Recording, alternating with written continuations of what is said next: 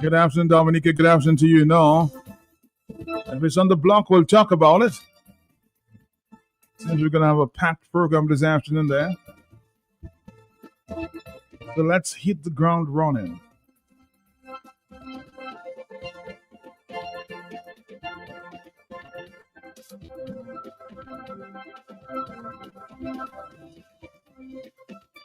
This morning on the hot seat, I asked the question.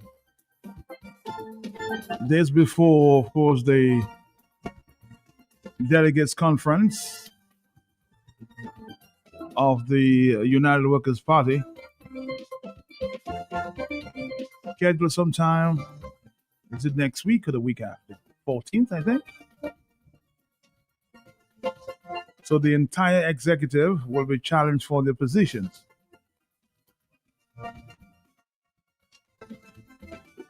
This time around will be the fourth time that Mr. Dr. Thompson Fountain will be challenged for the leadership.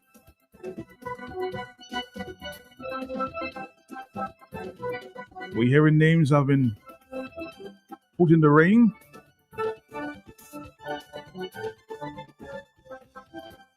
So maybe it's a democratic process. He'll be triumphant again. Or somebody else might take over.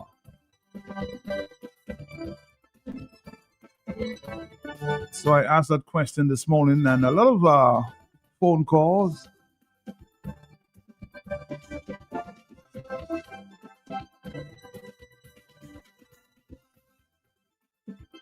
So there's been mixed reaction. So just for a few minutes this afternoon, we're going to continue with that focus. I want to, of course, repeat a conversation I had with my good friend, social scientist, Mr. Simeon Joseph, who says it's a good thing. As this democratic process continues within the United Workers Party.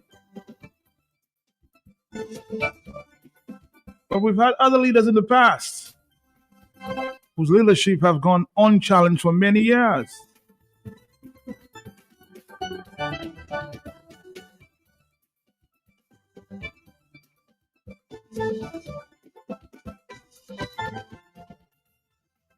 And the entire party remained very quiet.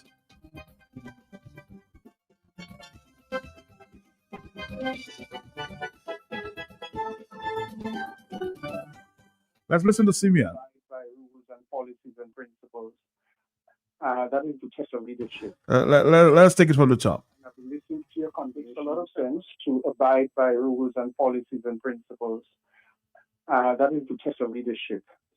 And I've been listening to your conversation and several conversations that I've heard ensuing about this topic before.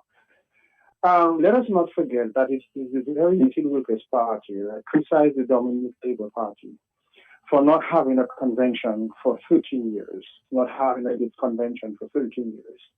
The current leader, the leader, and almost every candidate of the United Workers Party criticized the Dominican Labour Party and Roosevelt Skerrit for not having a delegates conference for 13 years. I think it is lacking in principle, and it is ambiguous to send a message that the party ought not to follow the very principle. And I agree with that totally. But I'm saying every year, Mr. Joseph, every year, do you think that you should give them a little breathing space to, of course, make themselves formidable? We've seen it happen there for other leaders in the early 2000s. They have served for 3 years uncontested. We've seen that happen within the same structure. So why do you think you should not give somebody else a chance? Other democracies. Let us look at other democracies. In the United States, look at the United States, there are primaries. And almost every time the sitting president is challenged in primaries by other members of his own party. Let us go to the United Kingdom, which is the model of our type of democracy. James Callaghan was challenged for the leadership of the Labour Party every year between 1971 and 1979. Margaret Thatcher was named 4 times by members of her own party for the leadership of the Conservative Party. Michael Heseltine, who was her deputy political leader, challenged her 2 years in Brighton after becoming Prime Minister of the United Kingdom, because that is the nature of our democracy. And the true test of any democracy is the ability of a leader and a party to prove to the people that it is willing to be democratic, it is willing to follow principles, and it is willing to follow policies and procedures. If a party in opposition cannot follow its own constitution while in opposition, and its own policies and procedures while in opposition, it is a serious indictment on that party and to the rest of the population to warn them that if you cannot respect your own grassroots constitution, how are you going to respect the constitution of Dominico on higher level? We have seen in the Labour Party where the leader of the Labour Party has violated the constitution of the Labour Party for 30 years, and also violated the constitution of Dominica, and still doing it up to this day. Rules are rules, regulations are regulations. Therefore, a party has a process for delegates convention. It begins at a grassroots level. Before every delegates convention, the process begins where the question is put on the table whether or not there should be challenges to the leadership. People come up, and that has happened to my mind, and if you do your research every year in the United Workers' Party, when Eddie James was there, when Lennox Linton was there, where Ron Green was there. It is my understanding that every year the process began. Now, when the process began at the grassroots level, people decided, no, we're not going to contest the leadership. That is where it began. And I think that is the process that is all the way now leading up to the delegate convention of the United Workers' Party. It doesn't necessarily mean that they're going to have a challenge, but the process must be made to go through. And then if at the end of the day, one person decides they're going to challenge, or nobody says they're going to challenge, then the leader stands unopposed. Now, if Dr. Thompson is formidable and strong and can prove his soul that he will be re-elected. That's a wonderful process. That's a wonderful process. And the fact that he has been challenged 3 times and he has won 3 times speaks to the test of his ability to defeat his opponents. That's what you would like to see in a political leader. And so the greater challenge a political leader can face is a greater test of his fortitude and his ability and his leadership acumen. I'm not challenging the democratic process. I'm saying, do you think, just a question, do you think it should happen every year? No. I've done some research, I've done some research. Let me tell you what I discovered. And Mr. James, I saw you calling me earlier. Sorry I missed the call.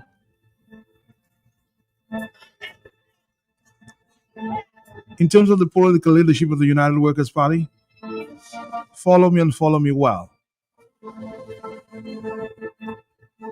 It's 1:15 in the studios. Mr. Edison James, 1988 to 2007, unchallenged. Earl Williams, 2007 to 2008, unchallenged. 2008 to 2013, Mr. Ron Green. Lennox Linton from 2013 to 2030 or 2020, unchallenged.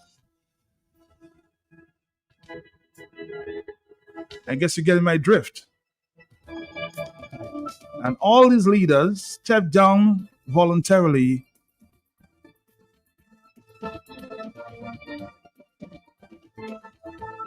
So don't you think, my friend, I respect you very much, Mr. Simeon. Of course, when I look for good advice, I check Simeon Joseph. But isn't there something unusual here? I repeat, all leaders stepped down voluntarily, with the exception, say if you will, of Earl Williams.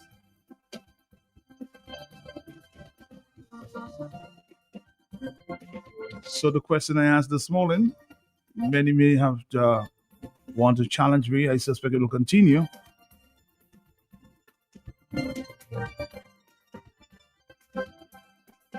And for 4 years now, something seems to have changed. Huh?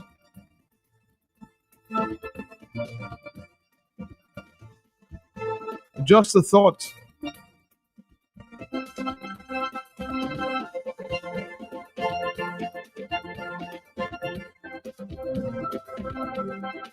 I'm waiting for your opinion.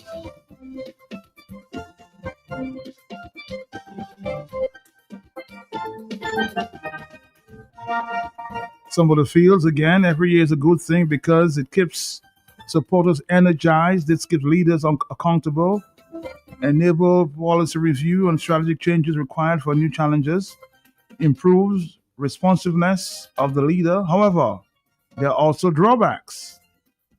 Can create instability through internal conflicts, can deter supporters, can decrease the party's mobilization.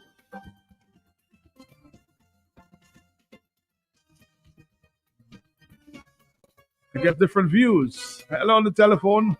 George. Good afternoon to you, Matt, and how are you this afternoon? Good afternoon to you, my brother. How you doing? Not too bad, Matt. Matt, I am listening to the conversation, and I'm saying I agree with Mr. Joseph that the Constitution has to be respected. No problem with this, okay? But I will go further to say that that's my personal view, Right. that challenging the leader every year, to me, in that day and age, doesn't make sense. And I'll give you my reason why I'm saying that. Because to me, it's like a rolling stone, You elect a leader, you don't give him time to really settle, right? You plant a tree. If every year you're going to trouble the tree, Matt, that's not going to do good, what? The leader should be given a certain period of time, as you said. It is a 3-year period to organize and make sure he has a solid team so that they can contest the election. As far as I'm concerned, when a leader is elected, he should have the opportunity to contest an election. And if he fails, then you challenge him. But every year, number one, is a costly exercise. The party has to get money every year to do a delegate convention. It's not just having convention. You have to. It costs money. So, Matt, I am with you. Okay. Thank you. Somebody says, Matt, your partner Simeon was not making any sense this morning. Read the leadership debacle that takes place every year within the United Workers' Party. This is simply ridiculous. And to use the United Kingdom as reference point is also been disingenuous, since the party structure and resources, both financial and human, is way above that of the party structure of the United Workers' Party.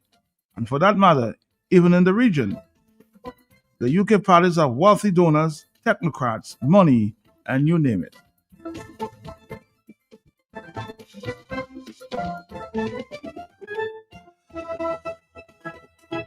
On the telephone, hello, talk to me, yes? Yes, Matt, good afternoon to you. Good afternoon to you. Yes. Matt, like you, I have the highest respect for Mr. Simeon Joseph. But, Matt, I do not believe in his challenge theory about the leadership should be challenged every year. Matt, this is where instability is found. That's where everybody say, well, the party is divided, the party is whatever and what. If you see, when Mr. Edison James and Mr. Leonard Clinton went up, you see that they went up unchallenged, right? For some reason, they went up unchallenged. I did not know why. I did not have an idea.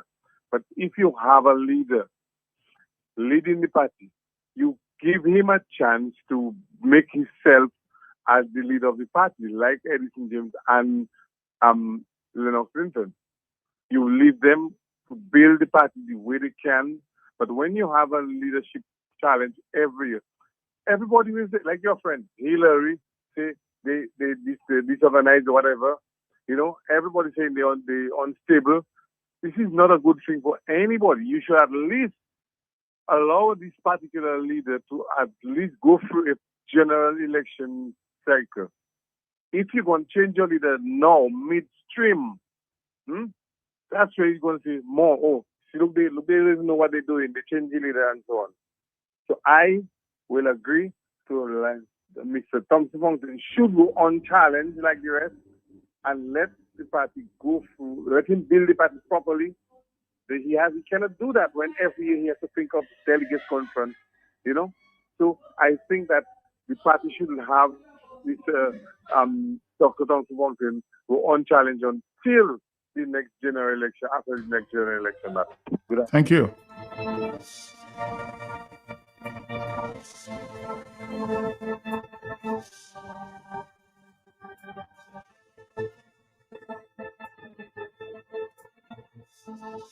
Hello, talk to me. Yes. Hey, man, what's up, man? How you doing, my brother? How are you? Listen, Yes. I'm good.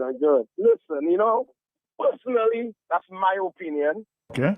That topic shouldn't be an issue because that has been the party's way of doing things, the Constitution. Leaders come, leaders go. The same Constitution that got the present leader in there now, why it all of a sudden becomes an issue? There are many times that the leader goes unopposed. Unchallenged. And right as we speak, the leader is unopposed. So what's the issue? Oh, I guess you've not been listening to the information there. He's gonna be challenged at the next delegates conference. But I understand. Who said that? Who's saying that? That is not true. That don't necessarily have to happen. Not all positions are challenged. It don't necessarily have to happen. We losing track of, you see those little kind of nonsense we're bringing up? That's why where we are. We have something else we need. Exactly. So why don't we concentrate on that and this issue of the delegates conference every year and the leader being challenged every year? That's the issue. I'm not saying that what you're saying doesn't make sense, but I'm saying yes, he will be challenged again at the next delegates conference in the next week and a half. I'm telling you what I know. I'm not spreading information there. Hello, talk to me, yes?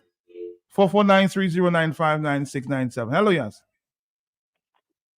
Caller. Hello, I agree with the previous caller, 100%. All right, thank you very much. Hello, talk to me, yes? Are you there? Matt, what is this fear about now? There's no fear. I'm just saying, and I'll express myself, and I'll express it again. I'm saying we have had leaders for many years. I gave you the record. As it relates to the United Workers' Party from 1988 to 2008. The leadership went unchallenged. All the leaders went unchallenged. Now, for the past 4 years, we've seen a challenge coming up. So that's the issue. Now, 124. I'm asking why. Hello, yes? Yeah, good afternoon, Matt. Good afternoon to you, sir. Yeah. I heard Simeon Albert this morning brought in Simeon Joseph. Yes, England and America, the way they vote. But our voting mentality here in Dominica is different. People in those countries, they vote for country and for development. Here in Dominica, people vote for people and for party. Now, I have been on the steering committee for many years. I've also gone up for election. And I've said for quite a few years that this delegates conference every year, changing a leader is not a good attitude. It doesn't give the leader a chance to bring his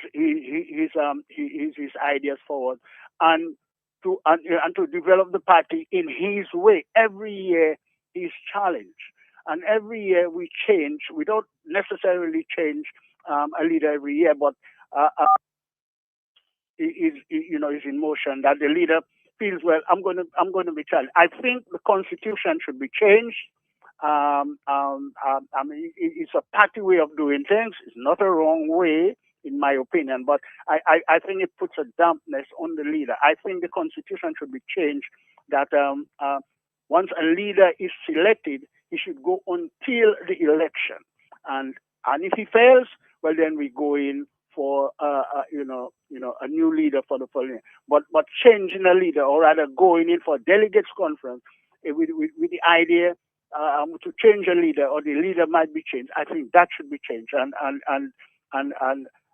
And I think your idea, Matt, of bringing that up, I think is a very, very good idea. I think it should be changed, and the leader should remain there until the general election. Give him time to do his work, to set his base and his base, and to get things working, and then we can move on from there. I say again, I think the Constitution should be. We can just change it like that, but it must be changed in the Constitution that we should not have a delegates conference every year. Matt. Thank you very much. Of course, some are for and some are against. I will respect democracy. Hello. Are you there, caller? Yes. Yeah, Matt. Yes, sir. Yeah. Good morning. Good afternoon. Good afternoon to you, yes. Matt, even democracy has its points of vanity and stupidity. You know, that clause in that party has nothing to do with democracy, Matt. That clause is a heritage clause for a certain selective collective to maintain control of the political party. Matt, I searching all over the world. I cannot find a political party that has that kind of clause in its constitution to be challenging its leader every year. And the only reason why that is in that constitution, my brother, is because of heritage control. Heritage control. It has nothing to do with democracy. You understand? And Matt, I hope after we can start moving forward outside of that UWP nonsense every year, 5 years ago, Matt. I'm serious because we have to talk about the people, Matt. The people. We have to talk about mobilizing our people, Matt, because without a transformation of mentality of our people, Roosevelt's territory will not be defeated. And this thing that's thinking like this, some heritage people have a control of the future and opposition. We have to start breaking that conversation because that is utter stupidity. That's part of our failure in Dominica. You understand? Because you cannot think a party that is there for 20-something years, having solidified itself into a constructive process of what it needs to go forward. We cannot meet at one meeting a year and say, that clause there is problem because the heritage people ensure that clause is in there. That's control. That's not democracy. That's fascism in its lowest form. You understand? It's control.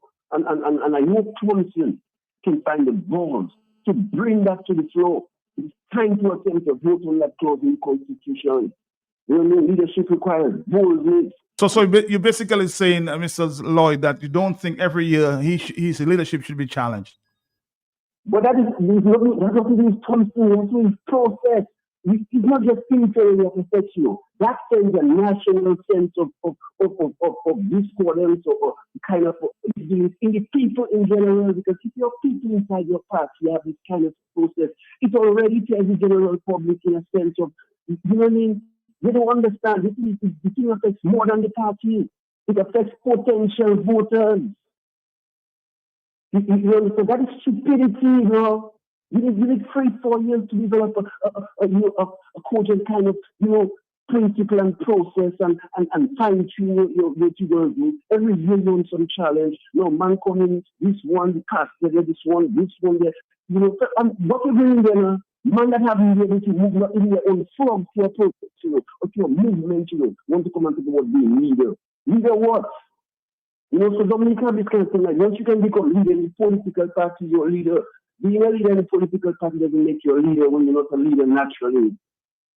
Peace and blessings, man. Peace and blessings to you. 1:30 is the afternoon time. Hello, talk to me on the telephone, yes? Good afternoon, Matt. Good afternoon to you, bro. How are you doing? This is Danny Luge. I'm a member of the National Executive. Yeah. And I'm hearing you repeating an untruth that the previous leaders were not challenged. That's not true. That's not true. Please don't repeat that. Right. So okay. So tell me. Let's go down to history. Let's go back. Let's go back to history, Mr. Danny Luge. 1988 to 2008. Tell me when you think he was challenged, Mr. Edison James. Okay. 1988. Matt, I can only tell you while I was there, the people. Well, I'm just telling you, go back in history. Now you cannot go back in history, so you cannot put this in perspective. Tell me from when you were there. From I think when did you join the party? Yeah. When did you join? In 2008, I was a member before, but what I'm saying, active and aware and So you cannot put perspective when you try to push a challenge. I'm telling you from 1998, 2000 was it? 1988 to 2008, Mr. Edison James went unchallenged. That's the point I'm trying to make. And you're trying to put a perspective on this when you don't have the history. That's my point to you. Now, 131. Hello, talk to me. Yes. Matt, good afternoon. Good afternoon, my brother. Yes. Matt, tell me something. This thing that we call democracy is what is going to lead us into slavery. Because every big Tom and Harry wants to have an opinion. Like when you're a leader, you have to have a tinge of dictatorship in you, no matter what kind of leader you are. You see that with Trump, you see that with Chavez. While some of us are hailing Trump, some are hailing Chavez. So you must have a tinge of dictatorship in you. I'm saying that to say, Matt, Thompson has been the leader of the UWP for maybe 2 or 3 years. But Thompson has no one to blame for what is happening now. Because the constitution of nowhere on earth, in England doesn't have a constitution in the first place. Okay? Unlike Dominica, we have some in Dominica. Constitutions are not written in stones, so they can be amended. And I think it's time for the UWP to amend this clause in their constitution. Is long overdue. But not even schools have every year you have prefect election or whatever it is. They cannot just do it that way. So this thing of having a delegates convention every year and you challenge a leader, what can a leader of any organization do in 1 year? Nothing at all. By the time he settles and the news breaks that he's the winner of the convention, his year is come on him. And so I'm calling on Thompson that a resolution, I'm calling on Isaac Baptist, I'm calling on the others, that a resolution needs to be passed. You have a delegates conference and amend that section of the Constitution of the United Workers' Party. But it is that which has the United Workers' Party in opposition for how long?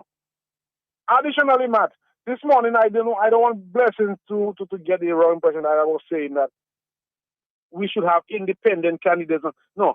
In Dominica right now, we do not need a single independent candidate today. What we need is a united front with two parties. I think Joshua has done more than enough to reach out to the UWP. And again, it is weakness on the part of every leader who has been there since Joshua, the problem with Joshua. That we still have Joshua trying to form a party. Joshua, like the lady said, is not interested in another party. Joshua's heart is in the UWP, That is where he wants to be. And accept the UWP, accept that. Thompson is the leader. You've got to make the firm decisions. Everybody's not going to love what you do. But you're going to say, look, this is the decision that has to be taken. Joshua has to be called back into the fold. You need all of them back. Election is not about division or subtraction. It is addition. That's what wins an election for everybody. And so when you have all of those splinter groups forming UWP, UPP, Big PP, all kind of PP, but all it is doing is weakening the base. You don't hear that in the Labour Party. They're not splintering. So you are weakening the opposition. Okay. And so they need to solve this problem. They need to make a decisive statement. Joshua has nothing to lose. Joshua has been identified as, Joshua is a lawyer. He's not a government, a civil servant. So he's identified. To identify Joshua as a candidate for the UWP is not harm. It is benefiting the UWP. He's there already. He's established. The world knows he's a politician. Unlike some civil servants who cannot do it because they're afraid of victimization. So the UWP has a gun pointing to their leg, and if somebody touches it, might go a little further up the leg, and they shoot them in the balls. The UWP needs to get the act together, because they are the ones causing the Labour Party base to be strengthened. And unless they do what they're supposed to do, Matt, we are looking down, we're staring down another 5 years of dictatorship. The UWP is weakening itself. The UWP is keeping us where we are because they seem to be that so-called democracy and the so-called constitution that they have is the best thing. No, it is not the best thing. It's killing the party, and the leaders who come in there are all afraid because everybody wants to have a say. Big Tom and Harry want to have a say, and the leader should not have a say. The leader must be able to take decisions, and that is the decision he takes until another leader comes. And if you come just changing, so you are destroying the party. The time is right for Thompson Fontaine to say, look, Joshua is welcome back into the fold and Joshua is a candidate, and to bring an end to this so-called UPP.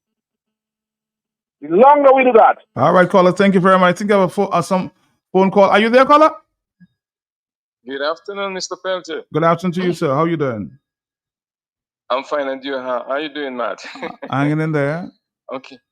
Matt, I am not an official member of the United Workers' Party. Yeah. I'm a sympathizer, and I have contributed financially to the party a couple of times. Matt, with the topic being discussed right now, you know, what I'm saying is right. You know, at the delegates conference, I don't mind they have other issues on the table, but every year to have a leader up in fright, he doesn't know whether he's going to be re-elected. The man has not even settled in yet, you know. He has not even settled in yet to set out his plans and aspirations for the party, or you know, becoming the next prime minister. He's already uncomfortable. He's already made uncomfortable as to whether he's going to be re-elected as leader of the party. I find there should be a clause or some kind of way to disregard this aspect of it.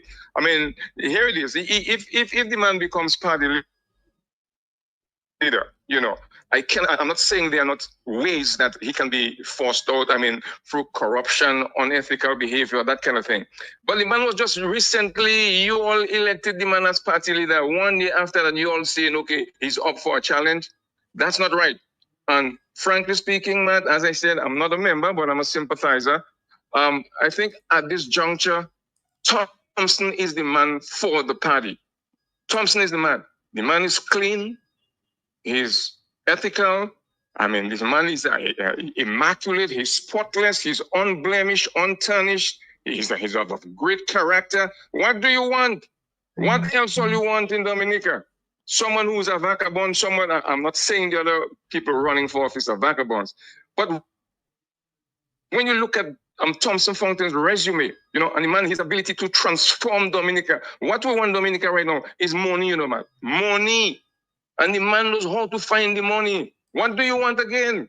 You know, so I am saying to Dominicans, especially members of the United Workers' Party, at this juncture, Thompson is the man for Dominica. Matt, I'm a diehard Lennox Linton fan. You know, Lennox Linton is my boy. But from the very moment he dropped off, you know, a year or two ago, whatever the case may be, 2022. you have you know, elected Thompson Fountain as your leader. You all decided that at a delegates conference, whatever the case may be. So the man has not even set his plans there. It's just a few months. You're already thinking of unsettle what he's trying to, you know. So I find that's not good at all. So at this moment, I think Thompson is the man for Dominica. And Dominicans, make up all your minds. Thompson is the one to transform the country, bring in jobs for the people, the young people that are now doing all sorts of craziness right now. Thompson, I think, will find a way to get them occupied, get them going, restore their lives, make sure that, you know, they're doing the things to uplift themselves, uplift their country, as opposed to the bag of coal you have in the country right now. Have a good day, man. All right, thank you.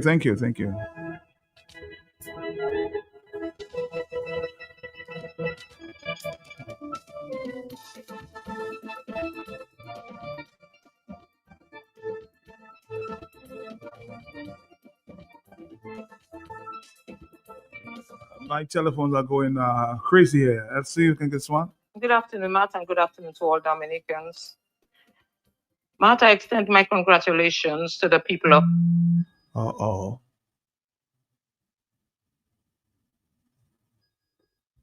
St. Lucia. And the only reason they elected that government, Matt, is because that government has worked for the people, as well as we have seen the rejection of the UWP in St. Lucia under the leadership of opposition leader Alan Shastney, Matt. Matt, those of us who were listening, we listened well, and we heard all the constructive criticisms by the panel as to why the UWP lost, Matt. One of the things, or some of the things that stood out to me, was this harmonious relationship within the UWP in St. Lucia and the disunity, Matt, and the timing. Some of the candidates were presented. Some of the candidates were good candidates, but from what I gather, they did not have sufficient time to work with the people on the ground, where it would boil down to a vote, to receiving a vote. And Matt, I look at some of those things, and I did my own reflections. And I am seeing it's the same thing that is happening to the UWP in Dominica, where we spend all our time just waiting for a delegates conference, the time for a delegates conference. And we talk about the Constitution, because that is all there is to accomplish, is to fight for leaders, to be in opposition. There's nothing else that the UWP in Dominica want to achieve, but just a new leader. Since Thompson came, they realized that the Constitution says you have to go to the you have to elect a new leader, and they talk about the delegates conference where we have to come together. They come together every year. Yes, the delegates conference come together every year, but when the results of the same democratic process are accomplished, those are the very same people who go about and sabotage the results. So if the process is democratic, then what happens to the democratic results? Why is it that we cannot come together and throw the support behind the leader? Why is it that the co-conspirators have to come to the radio station every other day to talk about Thompson Fountain?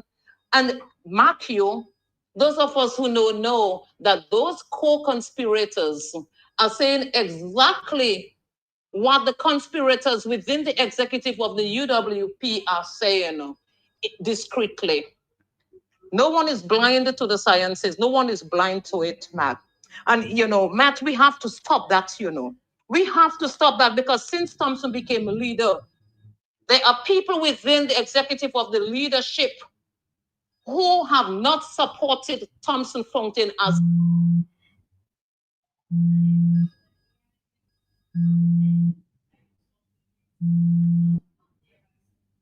the leader.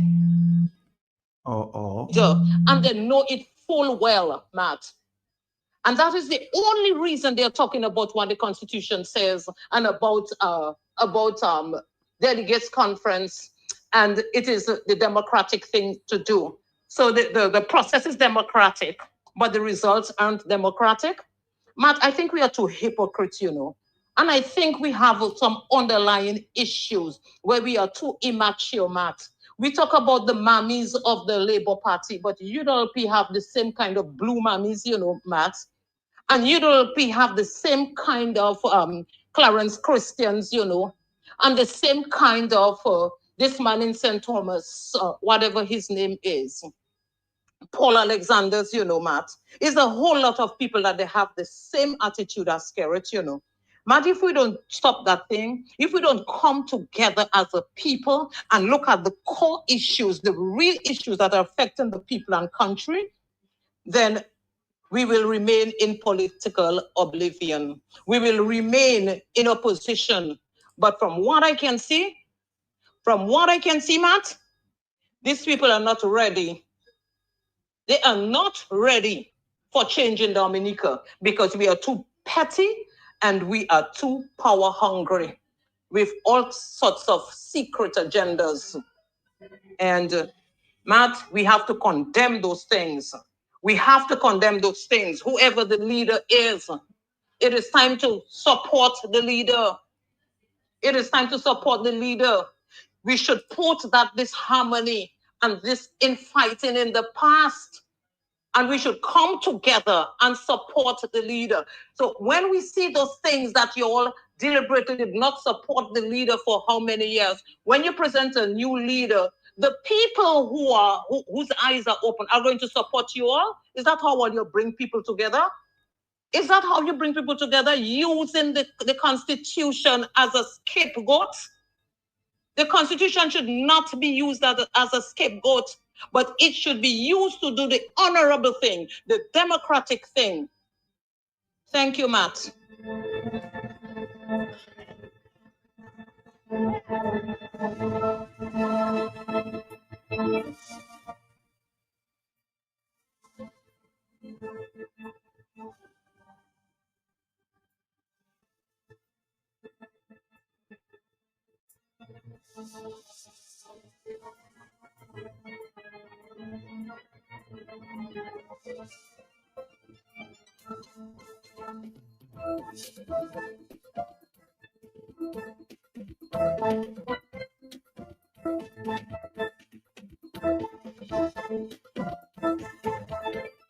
Hello, talk to me on the telephone. Yes.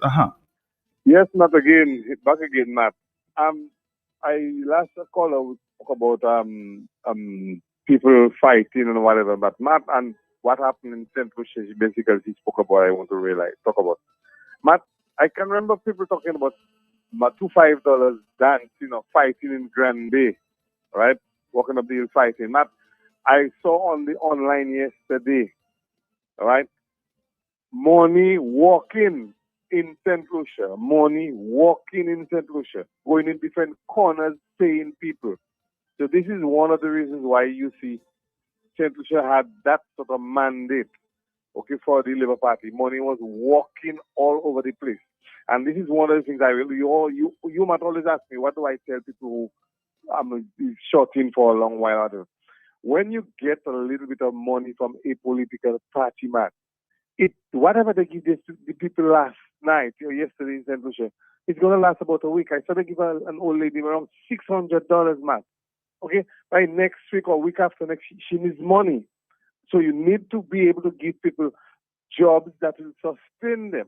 Okay, so back to the UWC, man. You have people going up for leadership now, man. Now as we speak, who do not even have a constituency where they can go up, man. They don't even have anywhere they can go up as a candidate. All right? But I don't telling people, I will say it for the very last time. I've said like another again. If UWP changes the leader of the party, Matt, I'm not going to call your program, I'm not going to call any program. They're not even going to, UWP people are not even going to hear my deaf announcement, Matt.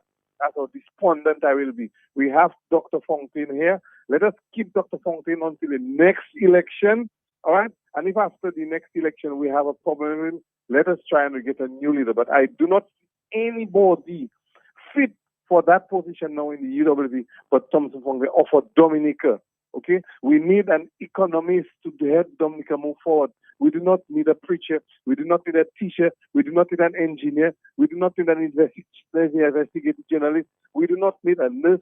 We do not need a doctor at the leadership of the UWP. We need an economist, and I'm not going to say it again. That's who we are. We need, and if we do not get that at the next delegate conference, people are not even going to hear my deaf announcement. Good morning. Thank you very much. Again, different opinions. There's some for and some against. But let's see if we can take another phone call for 4493095 96 and 97. Let's go to this voice note. There are many voice notes there. That topic has been on the table for many, many years. Yes, many. That we should change our leader at every delegates conference. He's up for change. Mm-hmm. You just elected a man, okay?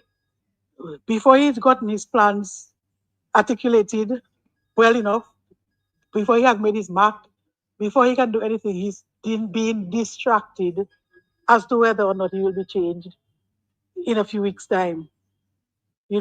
Before he can do anything, before he can plan, before he can get his feet wet, before he can do anything, am I going to be replaced?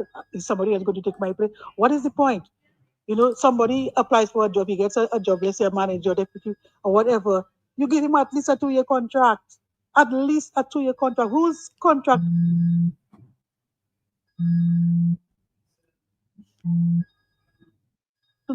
Being changed every year like that. He can influence people around the island tour, whatever it is. He's already thinking of, am I going to be replaced? Am I being booted out? That does not make sense. Every time we have a delegates conference, that topic comes up, and I find it is time that we do something about it because it does not make sense. It is not fair to anybody in that position, So we decide once and for all, what are we going to do? Because honestly, if something is not working, change it. If we know that it is not productive, it's not fruitful, change it. So if we're saying it every 2 years or at least every election cycle or something, just time we do it, then just stop talking and just get it done. And that is my contribution to your topic this afternoon, Matthew. Thank you very much.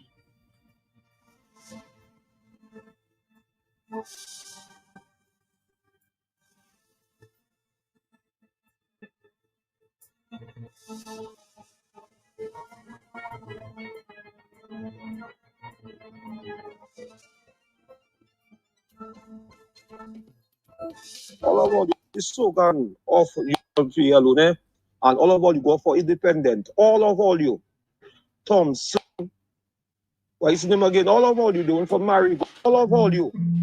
Go for independent. All you Zafali Kozoye. All of all, you. In the time of Edison J. and Green on him, I never hear them things there. I never hear them things. I never hear them things. I'm 54 years and I never hear them things, my brother. Since all you just them Zafali call, Vinila, say, twe, Akaila. How can we visit me say out? What I mean to all you, and that one next one from Marvel State, just talking a sort of nonsense. That blue there. And why is that one from Marigot there? You must behave yourself, my brother. That Calypsonian there, behave yourself. It's time all you behave all yourself. Yeah, what I tell you? You're right here where we be and we listening to all you. People trying to do something to come. Let me just touch my mouth. We got to know our business. My brother, behave all yourself, my brother. Behave. And let me tell you, not to take on the man there. Now the man foot start waiting, all you want to take it out. I want to ask Blue a question. And I want you, Blue, to answer me. How long say in opposition, how long and how long will you take to call a conference to new opposition leader? A question for Blue. I asking you and I want you to answer me. You that Blue, I want you to answer me. All right, okay, we got 7 more minutes. Voices from all over. The question, a simple question I asked: do you think that the leadership of the United Workers' Party should be challenged every year? Different opinions based on who you talk to. We'll wrap it up in the 2 o'clock hour. Yes, and I'm sure that conversation will continue. The delegates conference comes up at December 14th, I think. Hello, talk to me on the telephone. Yes. Yes. Yes. Matt, I've been listening to your program, and it is sad that when people do not know what is happening behind the scenes, so people just talk. Firstly, at a delegates conference is not to dethrone a leader. It gives the leader the opportunity to put himself before the table. Now, Thompson Fountain, that's not his first term. I also want to make that clear. That's the end of his third term. Third term, which is what I'm not hearing. Right. Now, we have to investigate Thompson Fountain, firstly, in his constituency. That is number one. Has he been doing well in his constituency? The answer is no. Thompson Fountain has been very irresponsible. I'm going to tell you something, because that is what the public doesn't know. When we got the information, it was brought forward to us as a committee. We formed a committee to address the situation where Thompson Fountain wasn't doing. But based on whose perspective? Who's talking? Who's doing investigations? Well, I don't want to. I'm asking you who's doing, because you cannot put a perspective if you don't know the information. You can't give us the truth, because if based on who's doing the investigation, then you'll get the person's perspective. So who is it? An independent committee? Yes, but members of the party, an individual committee. Then we called him at a meeting at the Gary Hotel to tell him or give him our concerns. He took all the information and he did not. We thought we gave him an exercise, a mandate. He went. When we called another meeting at the PSU, he had nothing to show. Nothing, absolutely. He is disrespecting his people. He doesn't want to take. Well, you see. I will allow that conversation if I want to get, because I want to see Thompson Fountain. Maybe I'll get Thompson Fountain to get his reaction, because I'm listening to your voice and you said there's a committee. Now, would you be able to name that committee there? So to put things in perspective here, so we can understand just what is going on. Would you be able to name that committee, sir? Yes, I don't mind you meet that committee, because not meet, name. Now everybody has to know. I have no secrets here. Name that committee. This man, people telling you, is a waste of time. You're not answering my question. I'm telling you, name the committee now. You say it's a waste of time. I want you to name that committee so we can put things in perspective, and we can give Mr. Thompson Fountain a chance to, of course, give his side of the story. Because you're giving your side, I want to hear Thompson Fountain's side. Hello, talk to me on the telephone. Yes, please. Good afternoon to you, Matt, and how do you do? Good afternoon to you. Matt, this is the Public Relations Officer of the United Workers' Party, Thank you. Coffee. Yes, Matt, I think the question that you have asked is a reasonable one. And for those who are actually participating in the efforts, also too, it's also good that we can have different views.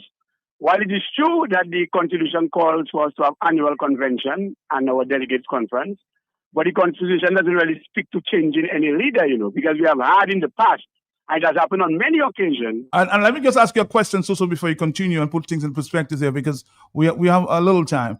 Do you know of any investigative committee investigating Thompson Fontaine and Grand Fond? No, I'm not aware of that. This is propaganda. This is not true. This is not true. Our party, I don't know if there's an independent committee doing whatever it is, but as far as I'm aware, this is not the case, and I will tell you this is not the case. That this is propaganda, and you must dismiss it right away. Thank and you. The public must not consume this. The public must not consume it. No, I was saying, Matt, it is not the first time. And by the way, it is good to assemble every year, because we meet the caucus, and it's a good thing to meet every year. We meet, we interact, we also socialize. So there's a period where we socialize. But it doesn't speak. The Constitution doesn't speak directly where we must have elections. The point is, we can move a motion that no elections take place and leave things as they are. And also, we also can go into election mode. So it is something that we are accustomed to, and the delegates will use their discretion where applicable. I think personally, at this point in time, we should be looking at getting persons confirmed, being focused at the constituency level, and to do our work. I think sometimes we spend time with trivial matters, and notwithstanding what people have been saying, notwithstanding that our constitution says XYZ, we ourselves as an organization should examine ourselves internally and to see how well we can do, we can best and put the people's interests at heart. At this point in time, my view, I would not have contested any leadership thing. Maybe that's not the appropriate time for that. But if the delegates feel so, no problem. And it's their prerogative to do so. But we have a right to go to that conference and have no elections. So it's not to say that we must vote. So the point is, when we speak of our constitution, we have to have respect for it. But we must also have, we must be ethical in the way we do it. We don't do as though that the constitution speaks to the fact that we must have elections.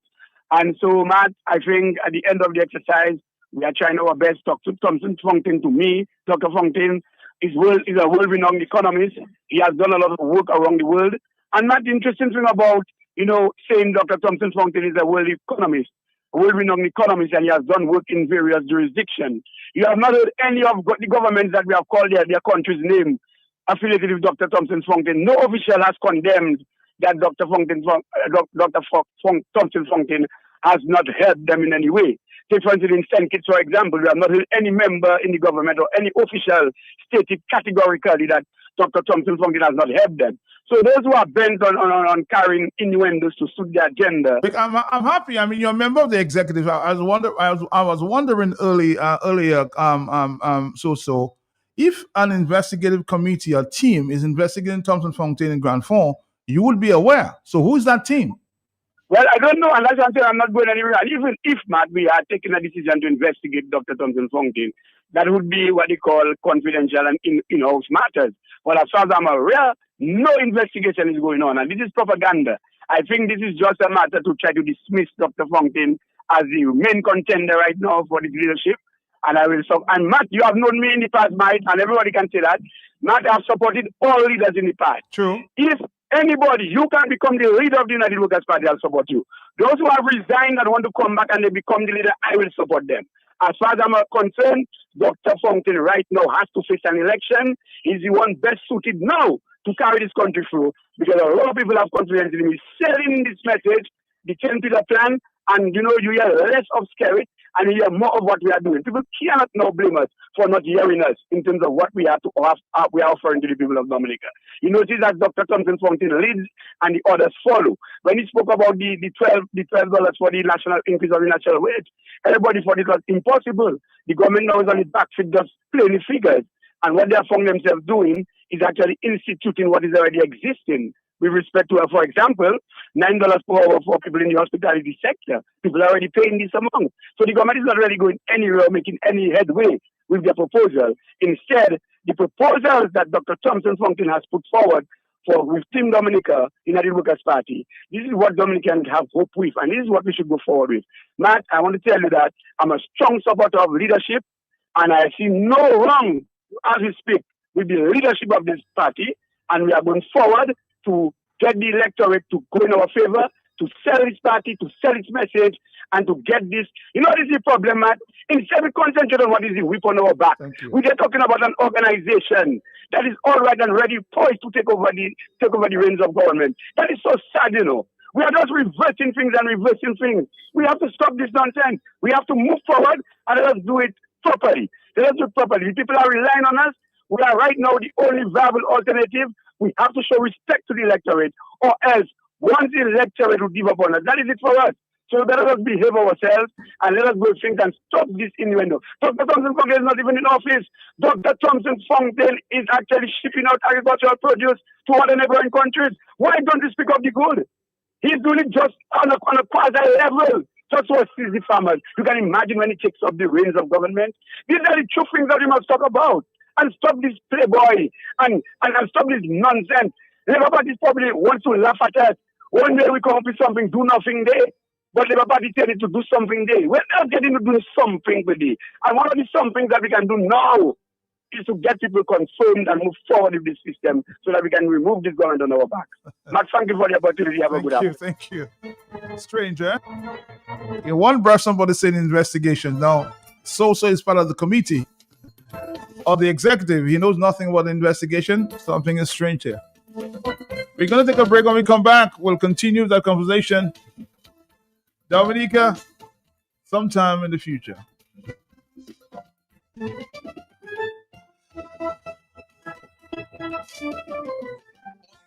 Just me goal winning Roseau again. Same place outside Flossies. I tried to dock in, but you had time see me. Where? Story start again. Million, lot of my power with us, huh? Saka fella, I say the same thing you doing, shopping at Flossies, and you don't have to tell me the same thing you tell me last time because I'm busy. It's to hear him way. You reckon? About my pocket, boy. I won't tell you that I save money in food and drinks when I buy quantity. I save more. Oh, shucks, man. Well, when you're still telling me, I know already. To pack a respect him, why? But it can him up Pepper Palais. I will tell all my friends from London, US and Dominica to come to Flossies, right next to the Rosa Market. Open Sunday to Saturday. Flossies can't do it to you. Dominicans, enjoy your property, protect your property. You homeowner and businessman, protect your property, enjoy your property. Can't wait for the hurricane, can't wait till you flood again, can't wait till you fly out and all your business coming out. Remember, no insurance company will insure your property when a storm is approaching. Get ahead of the hurricane season. Insure with a company who gives you the assurance of payment for your valid claim. Come speak with us today at the New India Assurance Company Limited, upstairs AC Shillingford and Company Limited, 24 King George Street, Roseau. Bring along an up-to-date valuation from a qualified engineer and get insured today. All you, I just me goal winning Roseau again. Same place outside Flossies. I tried to dock in, but you had time see me. Where? Story start again. Million, lot of my power with us, huh? Saka fella, I say the same thing you doing, shopping at Flossies, and you don't have to tell me the same thing you tell me last time because I'm busy. It's to hear him way. You reckon? About my pocket, boy. I won't tell you that I save money in food and drinks when I buy quantity. I save more. Oh, shucks, man. Well, when you're still telling me, I know already. To pack a respect him, why? But it can him up Pepper Palais. I will tell all my friends from London, US and Dominica to come to Flossies, right next to the Rosa Market. Open Sunday to Saturday. Flossies can't do it to you.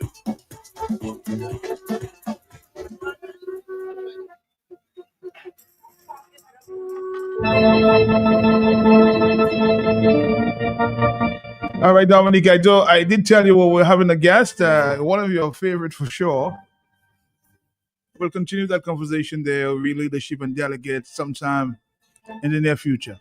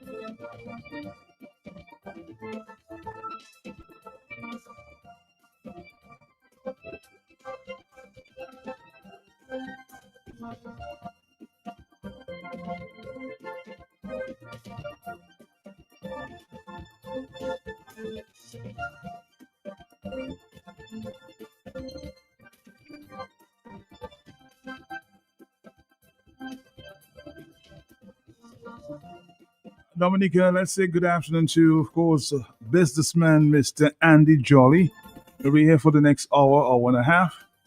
There's so many issues to explore. We don't have too much time when we get to Andy. He's a very busy guy, so he's giving us some time.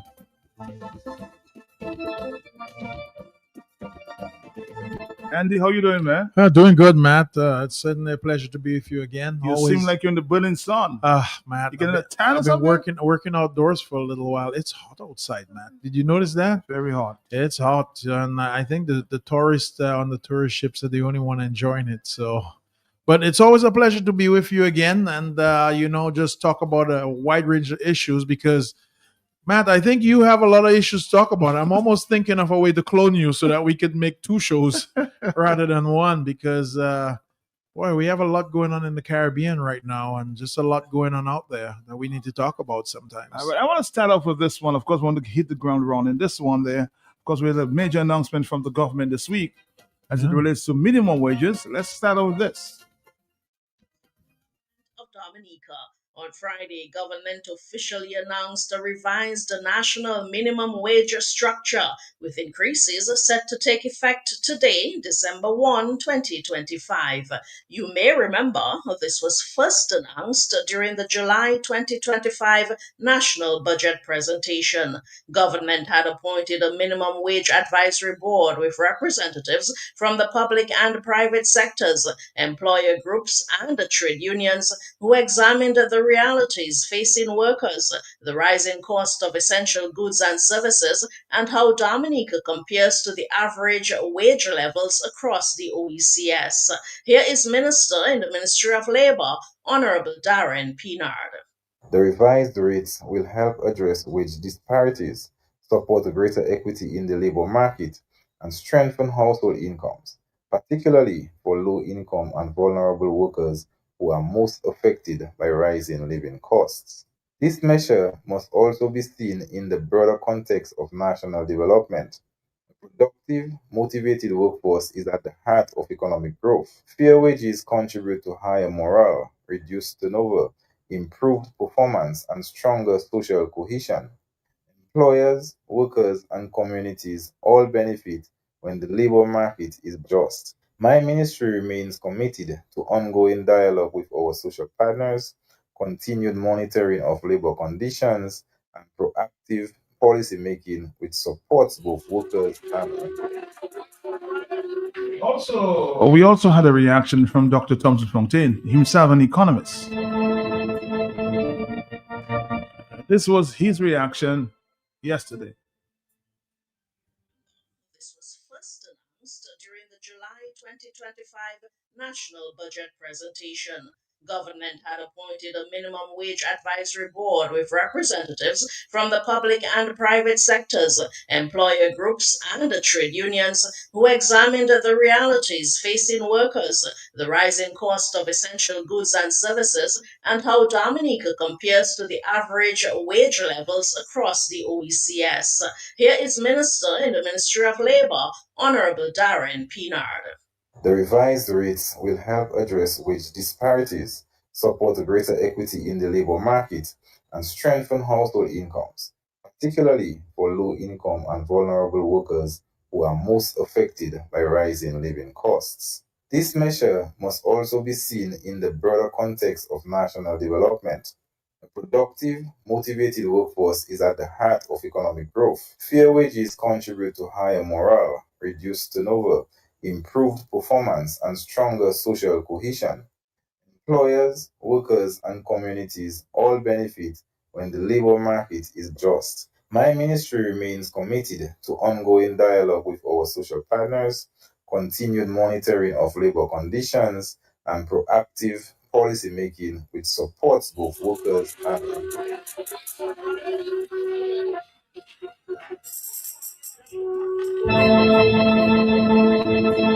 Thompson Fontaine, good afternoon to you. How are you doing? Matt, good afternoon. Doing well. And to your many listeners, good afternoon. Is there need to celebrate, Thompson? Matt, I'm not hearing it as yet. I'm not seeing it because this announcement came out a couple of days ago and this information was out there. I'm not seeing any kind of national exuberance over this.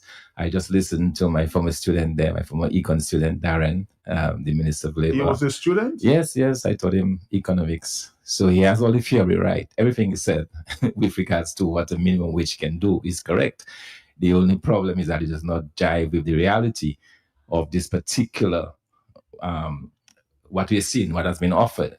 And the reason why I say that, Matt, is that what you may have observed is that the rates that have been announced are the existing wage for the most part. So what I see is that the legislation is now catching up with the reality, which is wrong. It should be the legislation is supposed to lead the way and bring the country forward. For example, the wages going to laborers, the laborers that work in the farms. Mm-hmm. We've been paying that since last year. When you get somebody to work for you, I have a farm and I normally employ persons. I've been paying them $75 a day for the past several months. So the fact that it is now mandatory, it just means that this has already been there. And when cashiers, when I saw this, I spoke to a few business owners and they said they're already paying the cashiers the $1,400 a month that this new amount, suggests. And I see that the home helpers are still way below. You're talking about when you look at the wages they've offered in weeks, you're talking about $700, $800 a month still for persons working. So I'm very disappointed for the very simple fact that given the way the country is, given the high level of wages in this country, that this is too little. So it does not go far enough. So you're telling us this is nothing new? It's nothing new. It does not go far. Like I said, and people will certainly call to verify that the wages that we are seeing now, these minimum wages, are for the most part already in existence. People were actually paying that even before the government came on board. When you're dealing with an issue like a minimum wage, as Darren rightly said, that you're trying to stimulate growth, you're trying to increase household incomes, it has to be something that there'll be a real increase. Okay, you can feel it. You can and touch then it. you can feel it. Yeah, something tangible, especially considering that we've been so low for so long. But for example, when we offered a 12% minimum wage, is because we did the research that suggests that that's where we need to be in Dominica. And if you compare, for example, St. Kitts, Antigua, they're all over $12, So the fact that we are just now approaching $9 tells you that we still have a long ways to go. All right, Mr. Jolly, for the first time this afternoon there. Your thoughts on this new minimum wage? It's too low as a minimum. I think the problem that we're having with the people who are leading this country is that they're behind on everything. The information that they're getting is really not satisfactory in terms of what we're putting out there. So this minimum wage is a little too late and a little too low for us to really appreciate it.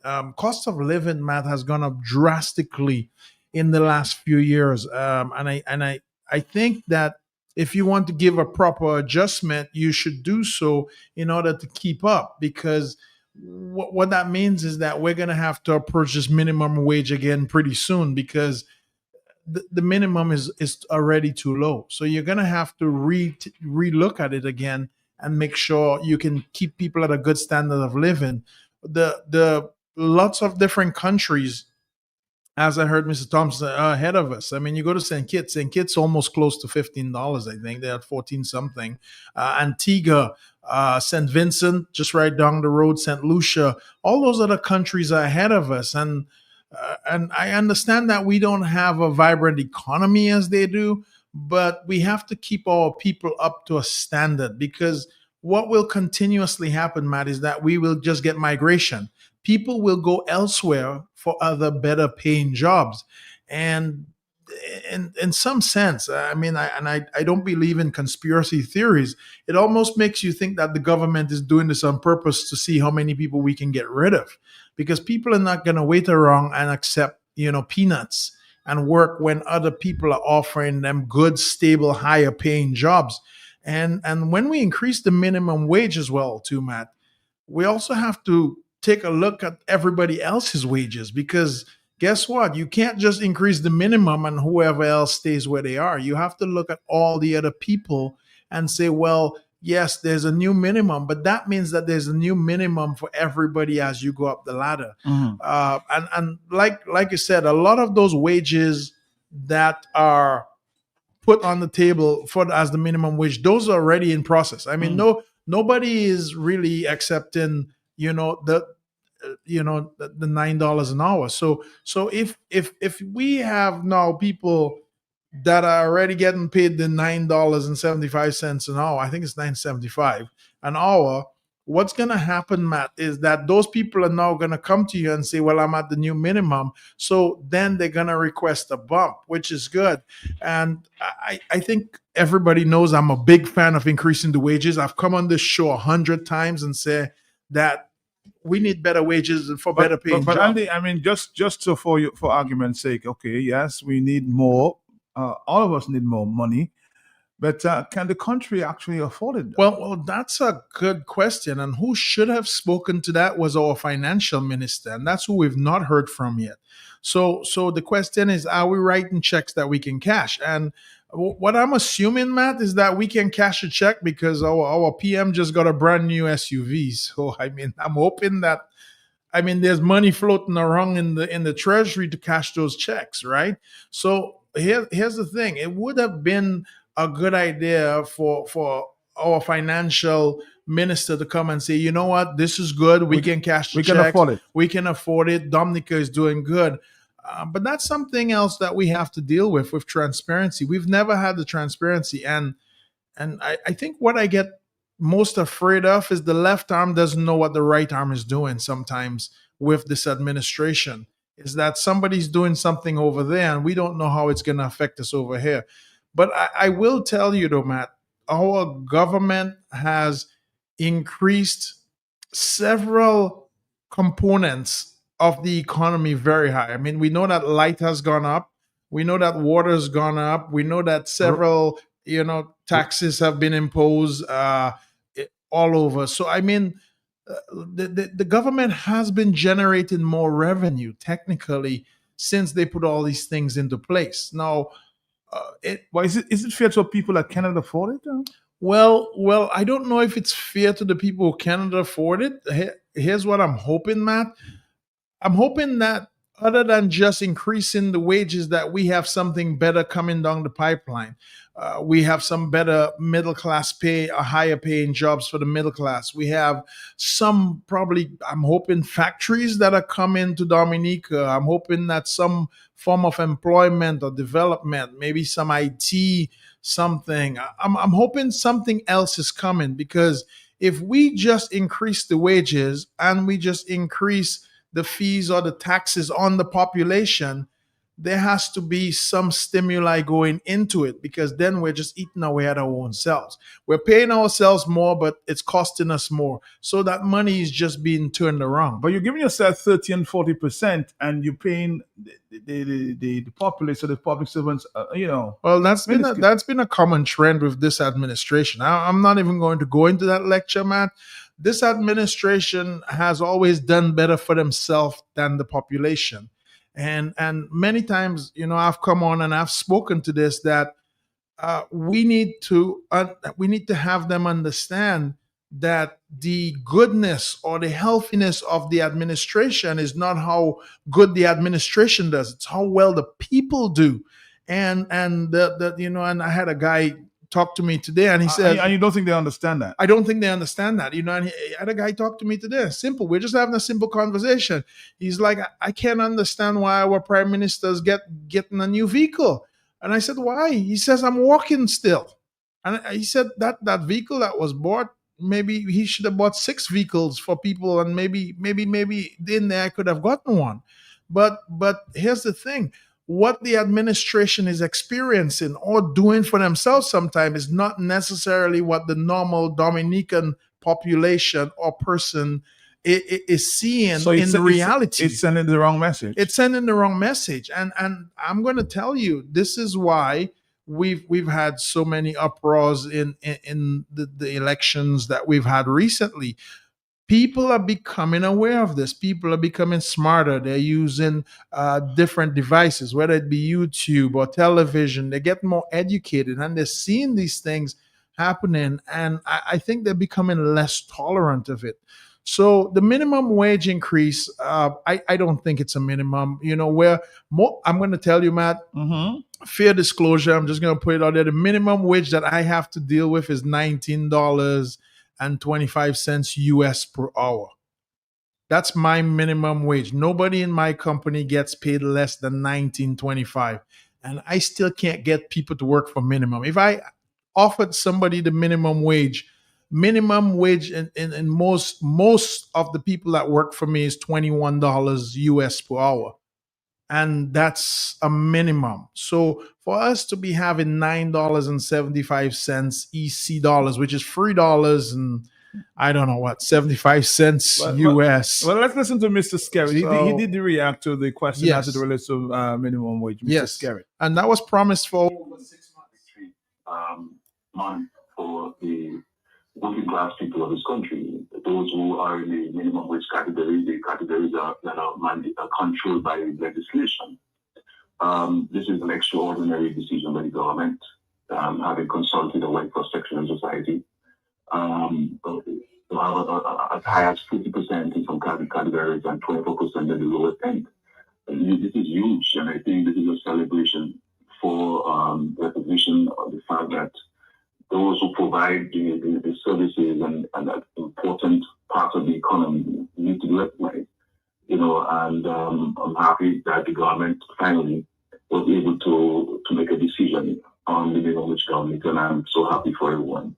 I do hope that the employers will follow the law and recognize that they can only be successful if the workers are motivated and properly compensated. We'll never be able to give people the real salary that they deserve, because one has to also look at the impact on the employer. But at the end of the day, labor is an important factor in operations, and therefore we need to recognize them. And I'm so happy that that so many people in this country come December 31 would be impacted positively because of this increase in minimum wage denominator. And so I thank all those who were involved in the process, and we look forward to the implementation. There will be mechanism in place for review, as we indicated earlier, but it's a huge day for the working people down here, and what better time can come other than Christmas?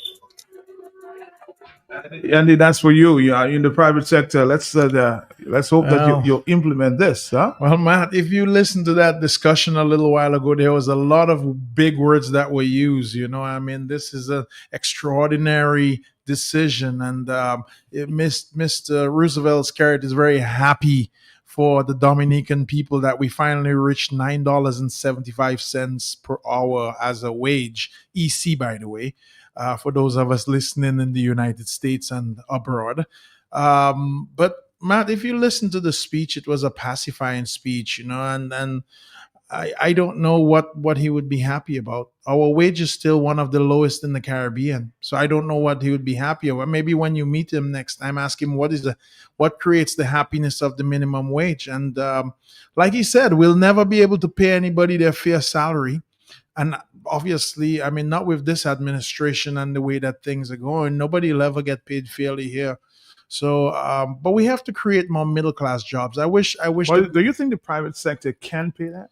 Well, I think the private sector could pay it if things were going better. Right now, it's very, very hard for the private sector if right they had now, the right man. environment. If we had the right environment, first of all, we don't have the population that sustains us. Not only that, I don't think we've had good things in place in a very long So time. some people might not be able to pay it I- based on what is I- coming in. Very well, Matt. Two reasons, two things that struck me on the minimum wage. One, that minimum wage was promised for, I think, almost a year and a half. That was one. Number two, you gave the private sector 3 days notice. I think it was like 3 days notice. The letter came out and it said, this is the new minimum wage for Dominica.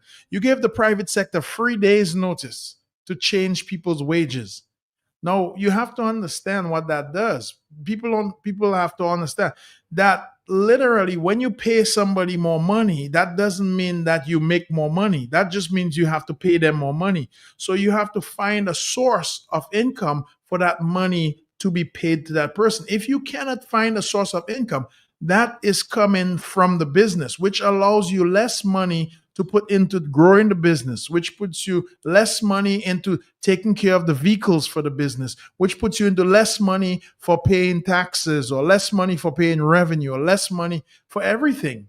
So you have to understand when you take, there's nothing that gets put back into the businesses. So what it's done basically is cripple a lot of the businesses out there and they lose their growth potential. But it's a cycle because you have to put more monies on the very stuff they have to buy.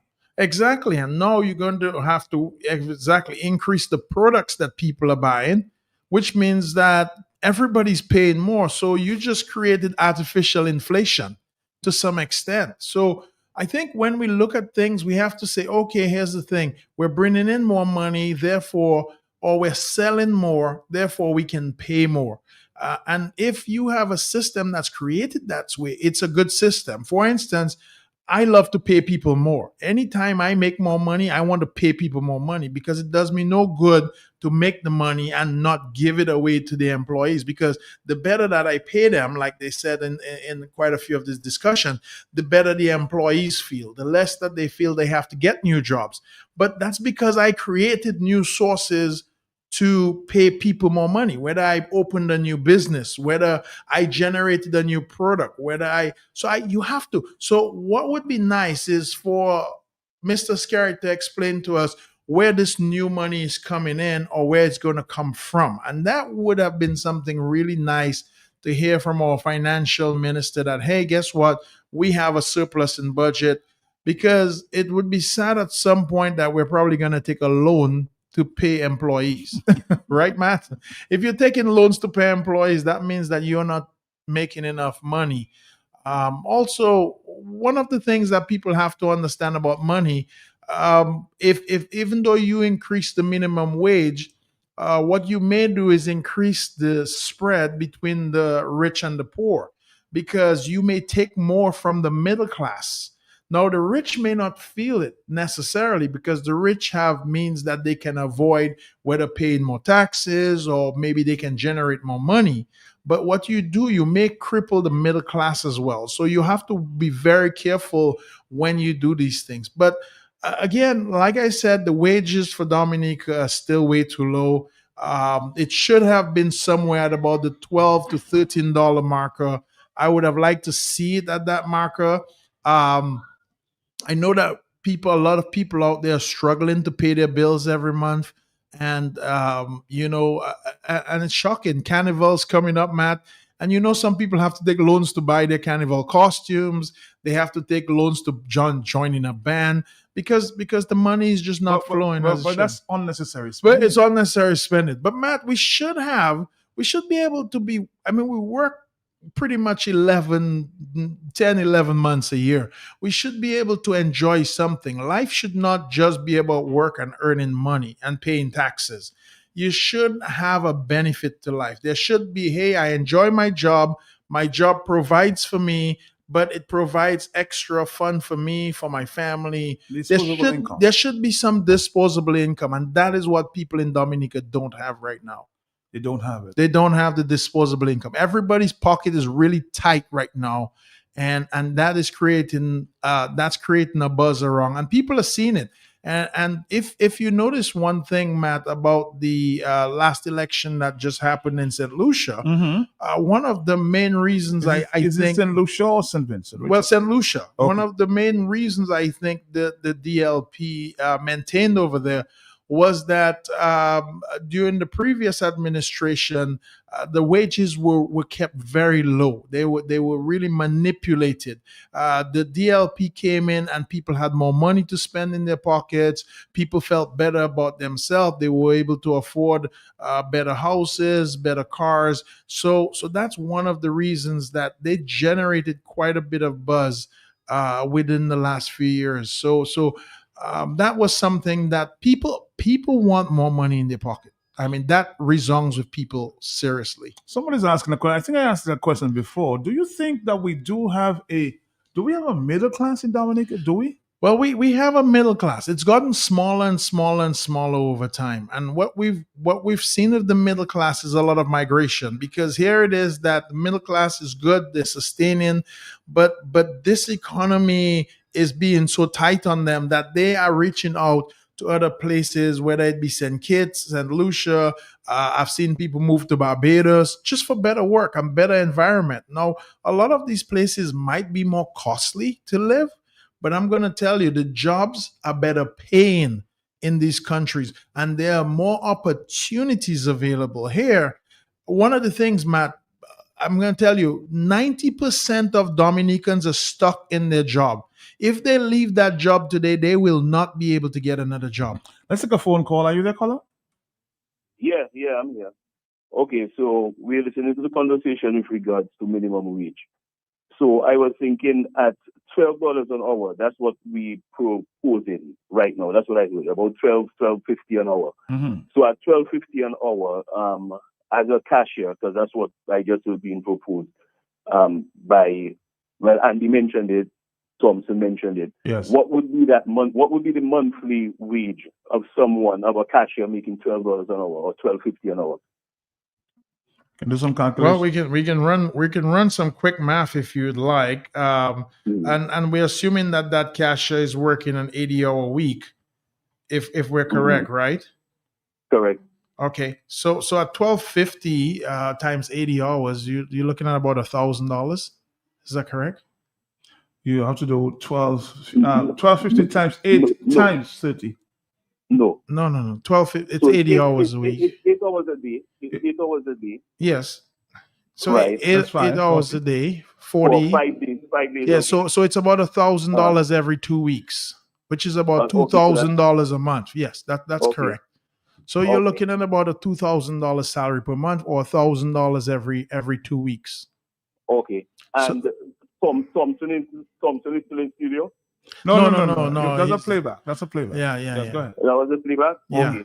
Because I wanted to run it, because as a legislator, I wanted him to, be there first to speak about this. Because I've heard him say, and since he's not there, it's really not a question to anyone, it's a comment now, that we have to be at that point, at 12 something an hour.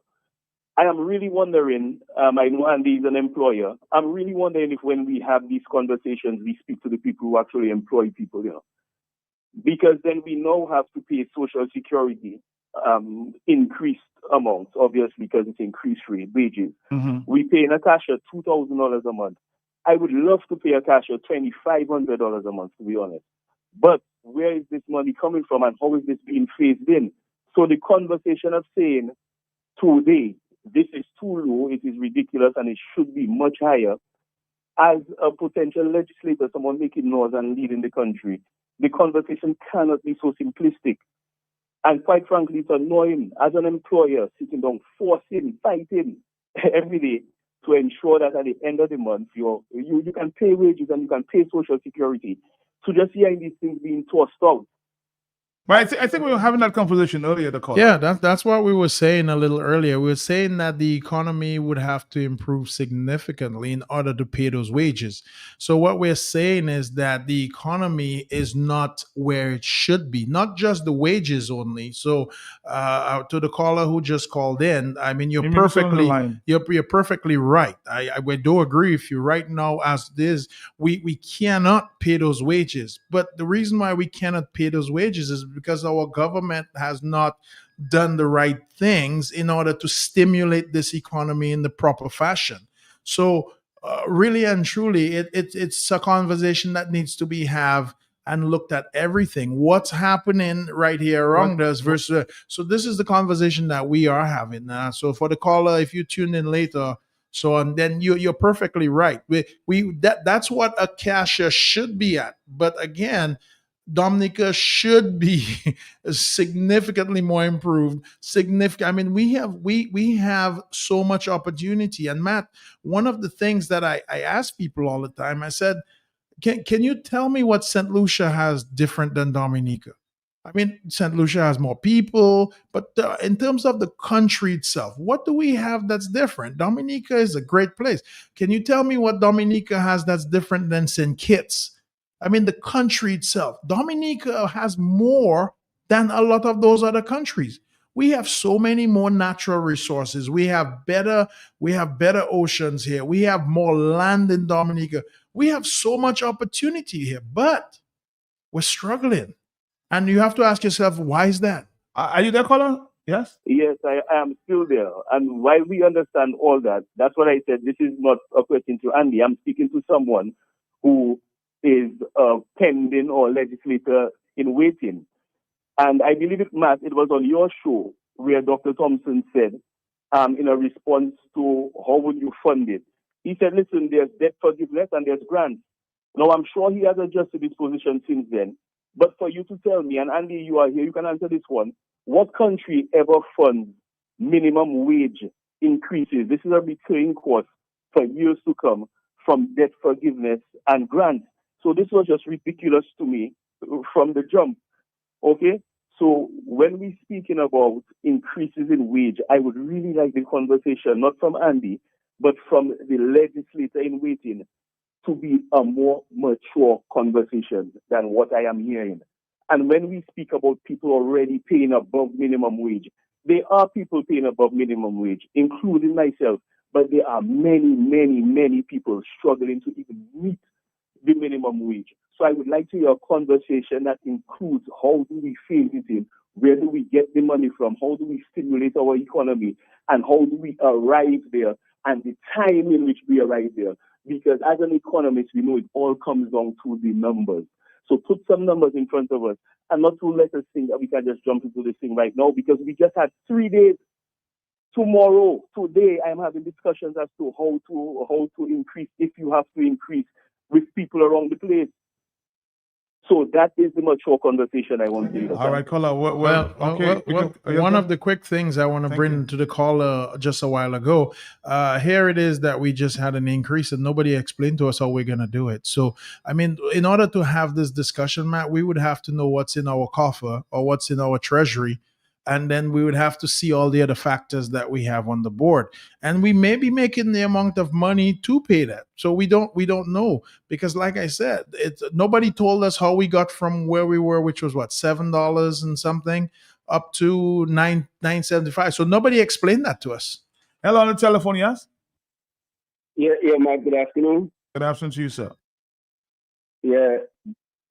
Brother Jolly, Man, I applaud you. I usually dismiss you as very conservative on all issues, but today you were very enlightening. I really love the presentation. To the brother who called, the business owner, Matt, yes. I wish you had played that part of Thompson's conversation where he really outlined the approach. The problem in Dominica is government, Government does things on haphazard, reactionary, political, and votes, and they don't do it in the way that a real government would have discussed with the business sector, would have spoken to the business sector, would have had an open discussion with the public, would have, looked at legislation to ease up the business people, tax return, whatever. That's how a real government does things. So the issue is not the increase. The issue is the process of governance in Dominica. It is not done in the manner in which governance is supposed to be done. And that is what I want us to be very mindful of. You know, God bless. God bless. Yes. That's quite true, Matt. That's what the last caller said was very accurate. I mean, we have to, we've not had any transparency and we've not had any discussion. In fact, this was promised, and it came down the line for a year and a half, but very few people knew about it. I mean, so hello. Hey, Matt. Good afternoon. How are you doing? Good afternoon, my brother. Yeah, good. To the last caller's point, when he spoke about it's not just about raising the minimum wage, and he said he would have a question for Thompson Fontaine. But I clearly remember when Thompson Fontaine was advocating for the raising minimum wage, and he said people asked him, well, how we would do it and whatever. He explained also that when it comes to the companies and so forth, they would get certain tax breaks and incentives and that sort of thing. So he was saying it's not just a matter of raising the minimum wage, but he would also provide incentives for the companies for tax breaks or whatever that would be. And so that's how we would go about implementing it. So I don't know if you could get in touch with him again to get him to explain it so the caller would understand exactly what it is he was saying. But in my understanding of what he was saying, it wasn't just a simplistic thing. He also said what he would do where the companies are concerned and that sort of thing. Yeah, I'll see if I'll find it myself. I'm going to take a break and then come back, Dominica. Yes, so I think he did explain that he'd provide the environment. It's Kaiso. Yes, the Calypso season is upon us.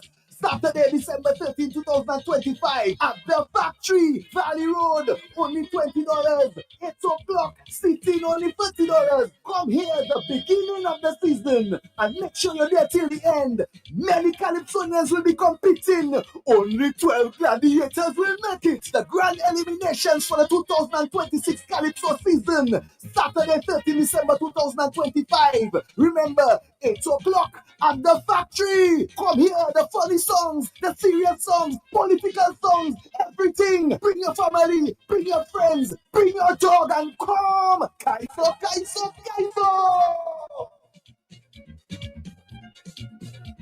It's officially white potato season in Dominica. To celebrate, Bloombox is giving you the chance to win a 196cc 4-stroke 6.5 horsepower tiller valued at over $3,000. Wow! You heard right. Simply make a purchase of $75 or more between October 13th and December 27th, 2025, and you'll be automatically entered for a chance to win this powerhouse machine to make your next planting season even easier. Winner will be announced on December 29th. Visit us at Bloombox Goodwill and Roseau. Terms and conditions apply. Let's bloom together with Bloombox.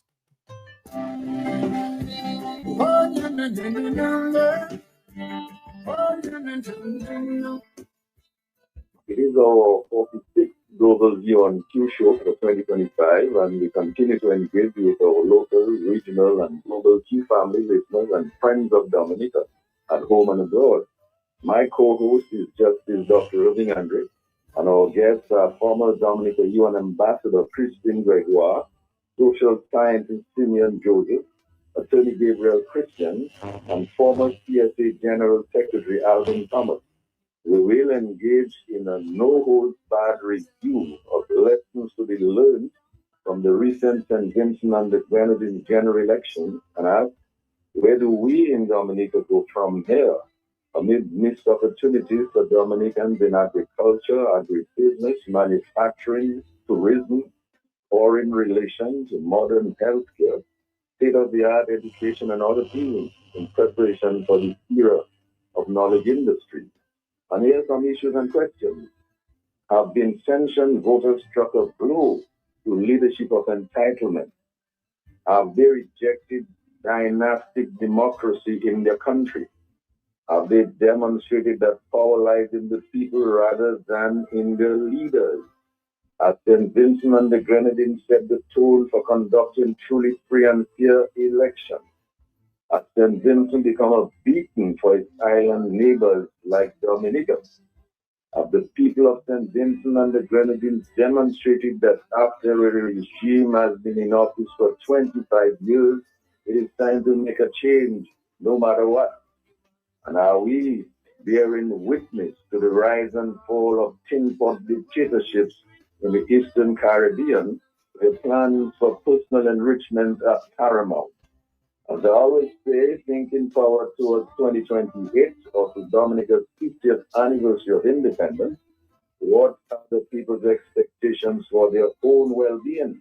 Are they satisfied with their current conditions and lack of economic and social progress?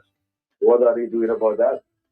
We look forward to the suggestions of our panel, Justice Dr. Irving Andre, former Dominican Union Ambassador Christian Gregoire, social scientist Simeon Joseph, Attorney Gabriel Christian, former CFA General Secretary Alvin Thomas, and our listeners, callers, and viewers on Facebook and on YouTube, on our no-holds-barred review of lessons to be learned from the recent St. Vincent and the Grenadines general election, and ask, where do we in Dominica go from here?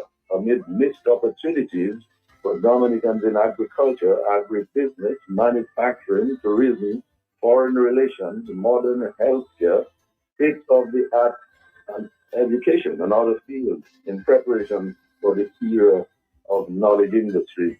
So tune in to the Global Beyond Cube Tuesday night, 8 p.m. So much more. And of course, the question that the caller spoke about earlier, I think I found Thompson's response. I just quickly searched for the answers you were looking for, and we're going to present that this time. It's 2:47. Caller, let's listen to. We'll come back to Andy. Can we objectively, Thompson, given the state of the economy, can we afford this? Though? All right. Now, that is an important question. And that's the reason why, Matt, when we made our own suggestions for a wage increase, we understood the burden that would be placed on the private sector in particular. And we suggested that there are ways that the government could adjust its fiscal policy to accommodate some of those changes. So although it's not the government paying it, but you can reach a point where you can negotiate with the business places to allow them some tax breaks, different tax breaks that would allow them to meet this added amount. So right now, if you have a firm, let's assume that there are still some companies that are not meeting this minimum wage and they have to do it. The average increase is about 25-30% increase. Mm-hmm.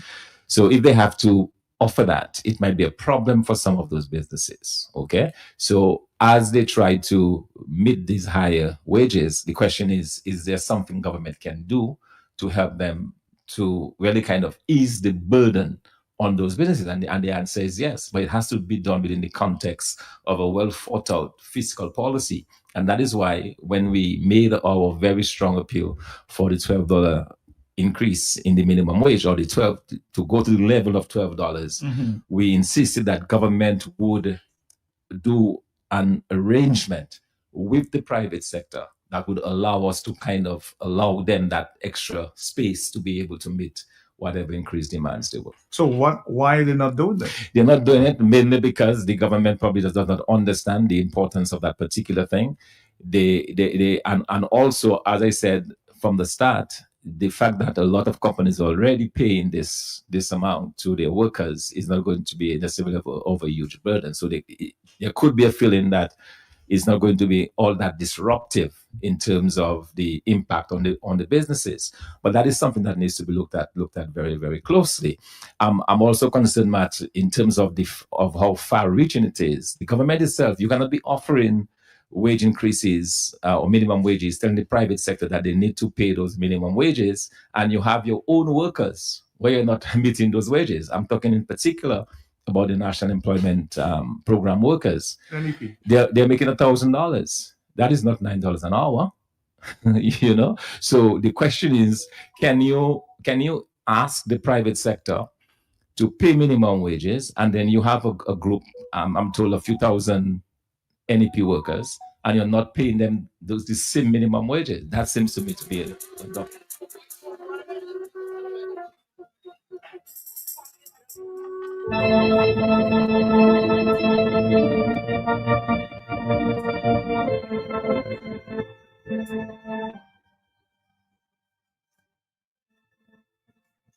So yes, Scholar, you missed part of that conversation. So Thompson really spoke to that. Spoken, and I think any good accountant could put that together for you. And I don't think anything different should be done. But the wage increase does need to be looked at. And I said I don't know how it was done, but there was very little consultation over a very long while. I didn't like the fact that when Mr. Skerritt spoke, though, he spoke like he was not part of the government. He said, "I'm very thankful that the government put it together. The government put it together." And it was like, well, Honorable Mr. Skerritt, you are the leader of the government. You're the one that usually leads the government. So who put this together? I mean, don't disassociate yourself from the decisions that are made by the government. So it's a little disheartening to see how that came about, and it was long overdue. But like I said, I don't think this is going to have a big impact on the economy of Dominica, since a lot of people are already making that. The time that it was given to the employers, that I was really disappointed in. If you're making a life-changing decision for a business, you want to give them at least 3 months notice. Let them know, let them prepare, let them put things in place. Maybe they might have to terminate some people. Maybe some people might have had to raise their prices or increase their sales somehow. But it's good to give notice. But there's been lots of disregard for the private sector anyway by this administration. This administration really does not care about the private sector. But does the private sector itself speak up? Well, let's take a phone call. Are you there? Yes. Good afternoon, Mr. Andy. Yeah, good afternoon to you, sir. And good afternoon, Mr. Pelter. Good afternoon. Mr. Andy, I want to follow up on your presentation on notification for the business people. I think you're right there, and I believe the Prime Minister sometimes must listen even to those who think that not supporting him, because maybe those who think that not supporting him might be a better friend than even those that support him. I was saying that a few days ago, and I get a lot of chastise.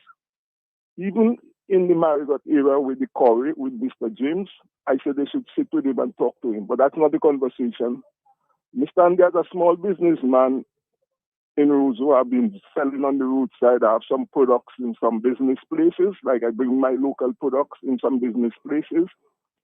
And it's taken long to go off the shelf, like local products, nutmeg cream, cayenne cream, including Jollies, Esmart, Astafans, and it takes sometimes a whole year for the products to go up. The most time you will see the products consume a little is when the Independent and Carnival. Now, what you're saying, Mr. Andy, you're very right. Most people now buy everything online, Amazon, and you have to take this into consideration. I totally agree with you. The Prime Minister needs to sit with the business people, think about it a few months in advance. It's not nothing about politics. It's growing the economic because we are the private sectors. The coconut jelly man have to buy the bottle, import it, to blow it up. Now, when the businessman raise the empty bottle on the coconut vendor, you have to raise the price of the coconut. Gabriel get a market in Guadeloupe, I think, which was organized by Packet. We're having a talk show on Kyrie, and I think Manai. Now, Packet is telling Gabriel, well, he negotiate a market for water in Guadeloupe, and Gabriel is telling Packet it is very expensive to order the bottles, and it's too costful to order the bottles from Barbados. I find it very hard for a local business person to survive, much less the big companies like you all that have to pay plenty people a month. It's costful, I can say. And I've been trying to tell the government that from the longest while. Look at the cruise ships coming right there, Andy. Do your company have a market like what DCP and Lennox Linton was doing, selling sweet soaps and Colgate to the cruise ships? I know you make a lot of local products. Do Mr. Shillingford Mellon get to the cruise ship? Do the farmers here in Christophane and get to the cruise ship and the local spices? And this is a niche market right there. When you talk about our tourism, when it's cruise ship at the bayfront, there is no tourists coming off the cruise ship besides most the organized tours and the people that take the private tours. Do we need to uplift our marketing sector, like what Mr. Sam Raphael is saying, we need to market more locally. Do the Prime Minister sit with the people that on the ground, the barefoot people, and understand them? I don't have no problem with politics, I just, as a businessman, and I find sometimes the Prime Minister needs to listen more than just those that are wrong him. Those that are wrong him are going to always help him, and this is something we have to take very seriously, because I ask myself, how long again am I going to continue? I don't get this CBI money, and I find that is where the CBI money needs to be invested. Look, we have the CBI money given to everybody, but what about the local manufacturing people that's selling right in front of Jolly's there when rain falling, they cannot sell 3-4 days right in front of your business. They don't have a toilet, they don't have a good tent. Don't you think we're supposed to use some of the CBI money, just like some of the lawyers, buy some property and invest for your local Dominican vendors that on the roadside? Look, now we're going to fix rules. Where are you going to put the vendors? All right, Andy. Well, thank you, caller. Of course, you've taken some time. Yeah, but well, we welcome you.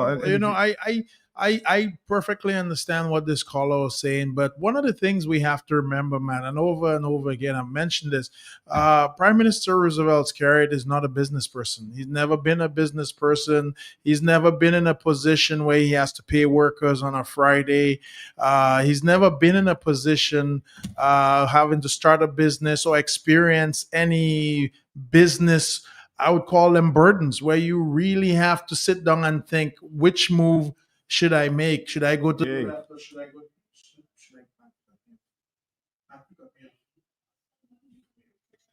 go? So we've really never had our Prime Minister going ahead and really taking a look at that. So he's now been put in a position where this had to be done for himself. So I don't think that this business idea or how to run a business, how to work with businesses is one of his better skills. So really and truly, I don't think it's ever going to happen. And I see a lot of things that are being done to businesses that would not be done by a good business analysis. I see a lot of taxes that are being put on our businesses here that probably are not welcome by the business.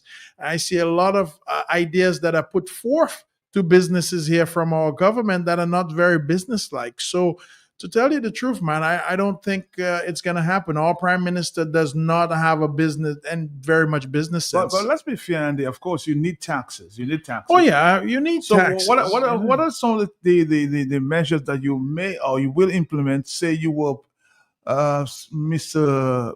Prime Minister Roosevelt Skerritt. Well. First of all, I'll probably never be Prime Minister Roosevelt Skerritt. But hypothetically speaking, we're overtaxed right now. The reason why Dominica is slowly closing in on itself is because we have a very heavy tax burden. So how do we get the revenue then? Well, our revenue has to be increased by better paying jobs for people. And in order to create better paying jobs, you have to bring in industry here. We have to start manufacturing things. We have to start building things. We have to start opening things that will bring the money into Dominica.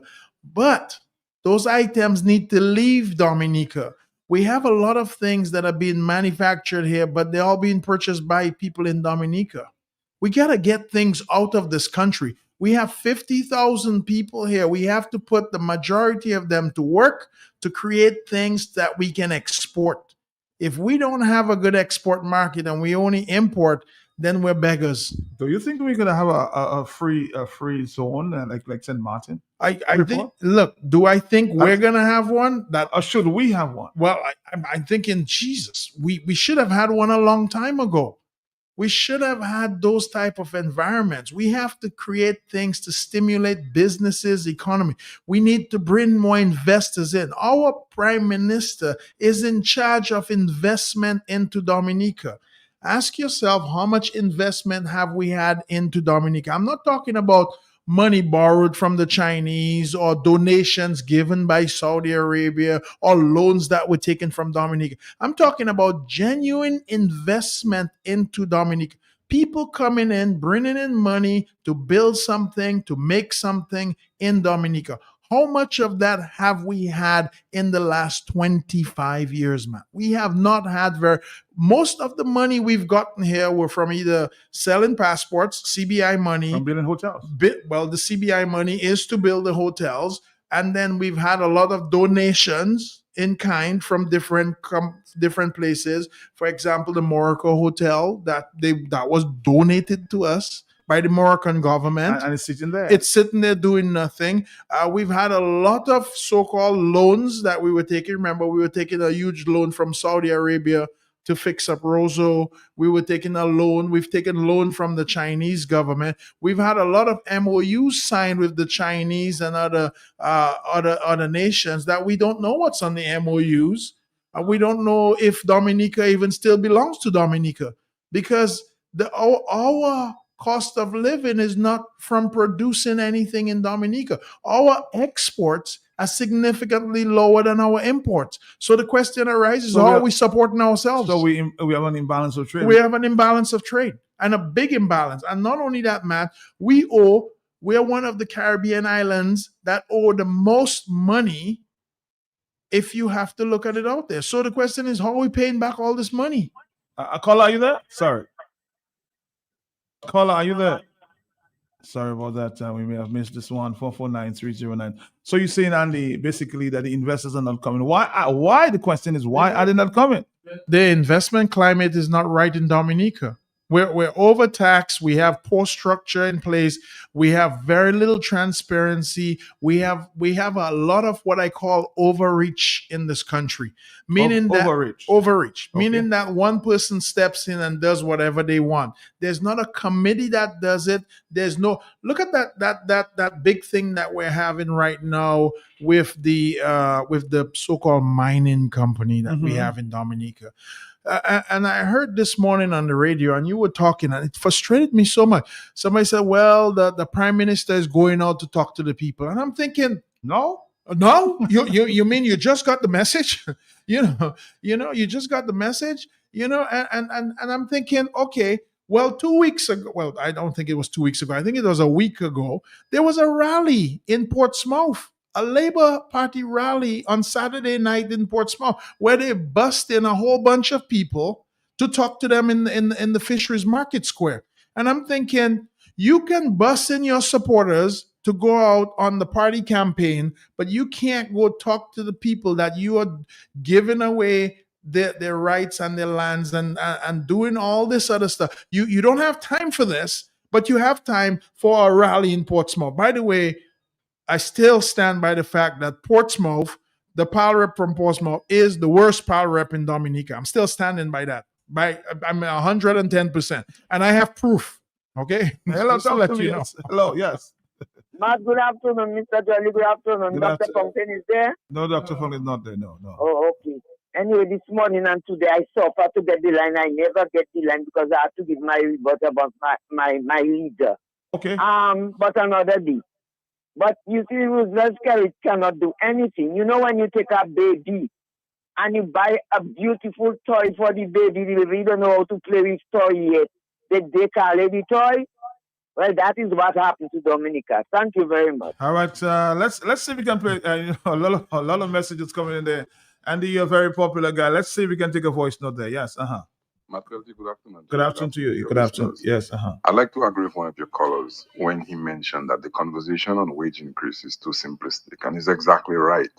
Matt, in this entire conversation, we have a government in office that comes and says, I'm increasing my minimum pay to $9 and something an hour, and have a really, really simplistic explanation in our parliament. It tells we don't use critical thinking. It tells we don't know how to solve complex problems. It tells we don't understand. Matt Peltier, the last couple days, you've had people come on your radio talking about how they build hotels. It seems like in addition to having a socialist, communist, or dictatorship style of governance, we also adopting a socialist style of economy in the way we distribute our resources. When certain individuals aligned to the party can use state resources, raise $50 million to build hotels and is encouraging people to come up with business plans and go talk to the political boss. So, Matt, here is the problem. In this conversation, we heard nothing about Dominica's GDP, which is the gross domestic product. We hear nothing about Dominica's GDP per capita, which is the amount of output that the people are putting in. And in any business, one of your major costs of business is labor. So you have labor capital, and how you manipulate those and how you manipulate those can affect your bottom line, your profits. So if you're not talking about the GDP, the output of a country, you're not talking about the amount of revenue that we've been generating through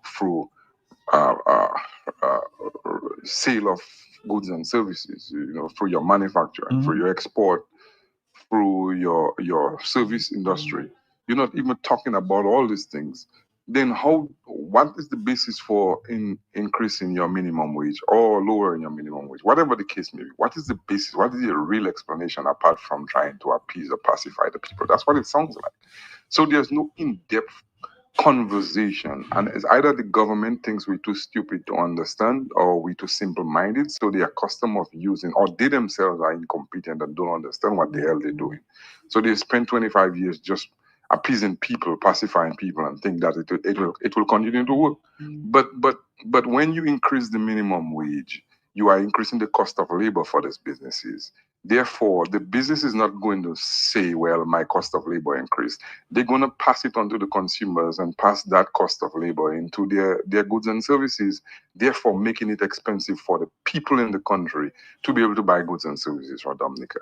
And if we are not basing our minimum wage on what it really takes to live in Dominica to be able to have to pay your bills and have a certain amount of disposable income to do other things. If we're not basing it on that, then this whole minimum wage increase, good idea, bad idea, doesn't make much sense to me. There has to be more details than that. You understand? How is it affecting us in the long term? And it's okay if the cost of the cost of labor increases, as long as people are making enough money to have the wheels of goods and services being purchased in the country, manufacturing increases, productive increasing. Then we start talking about your GDP and your gross domestic product and your GDP per capita. Matthew, we don't hear this kind of conversations more in depth, and our governance is so shallow, and they go around giving themselves raises and patting themselves on the back. When for the last few years we've moved from probably 3 banks to absolutely 1 bank and a couple credit unions. So the economy of Dominica is on a string, and I heard the CDB is trying to prevent one of the banks from leaving because the country cannot survive on 1 bank. And when your main financial institution is suffering, your financial institutions are leaving, and the government is the one financing major projects. We're in a sorry state. But as like the caller said, we are so simplistic in our mindset. I don't even know why we invest in sending people to school to get an education. All right, thank you.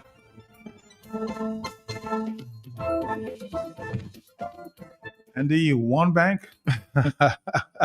If we went down to 1 bank, we might be in a lot of trouble, Matt. But all those points are good, valid points, and truth be told, we need to look into that. And a little earlier, I said that the minimum wage was right about $9.75. That there's actually it ranges from about $9 to about $9.75.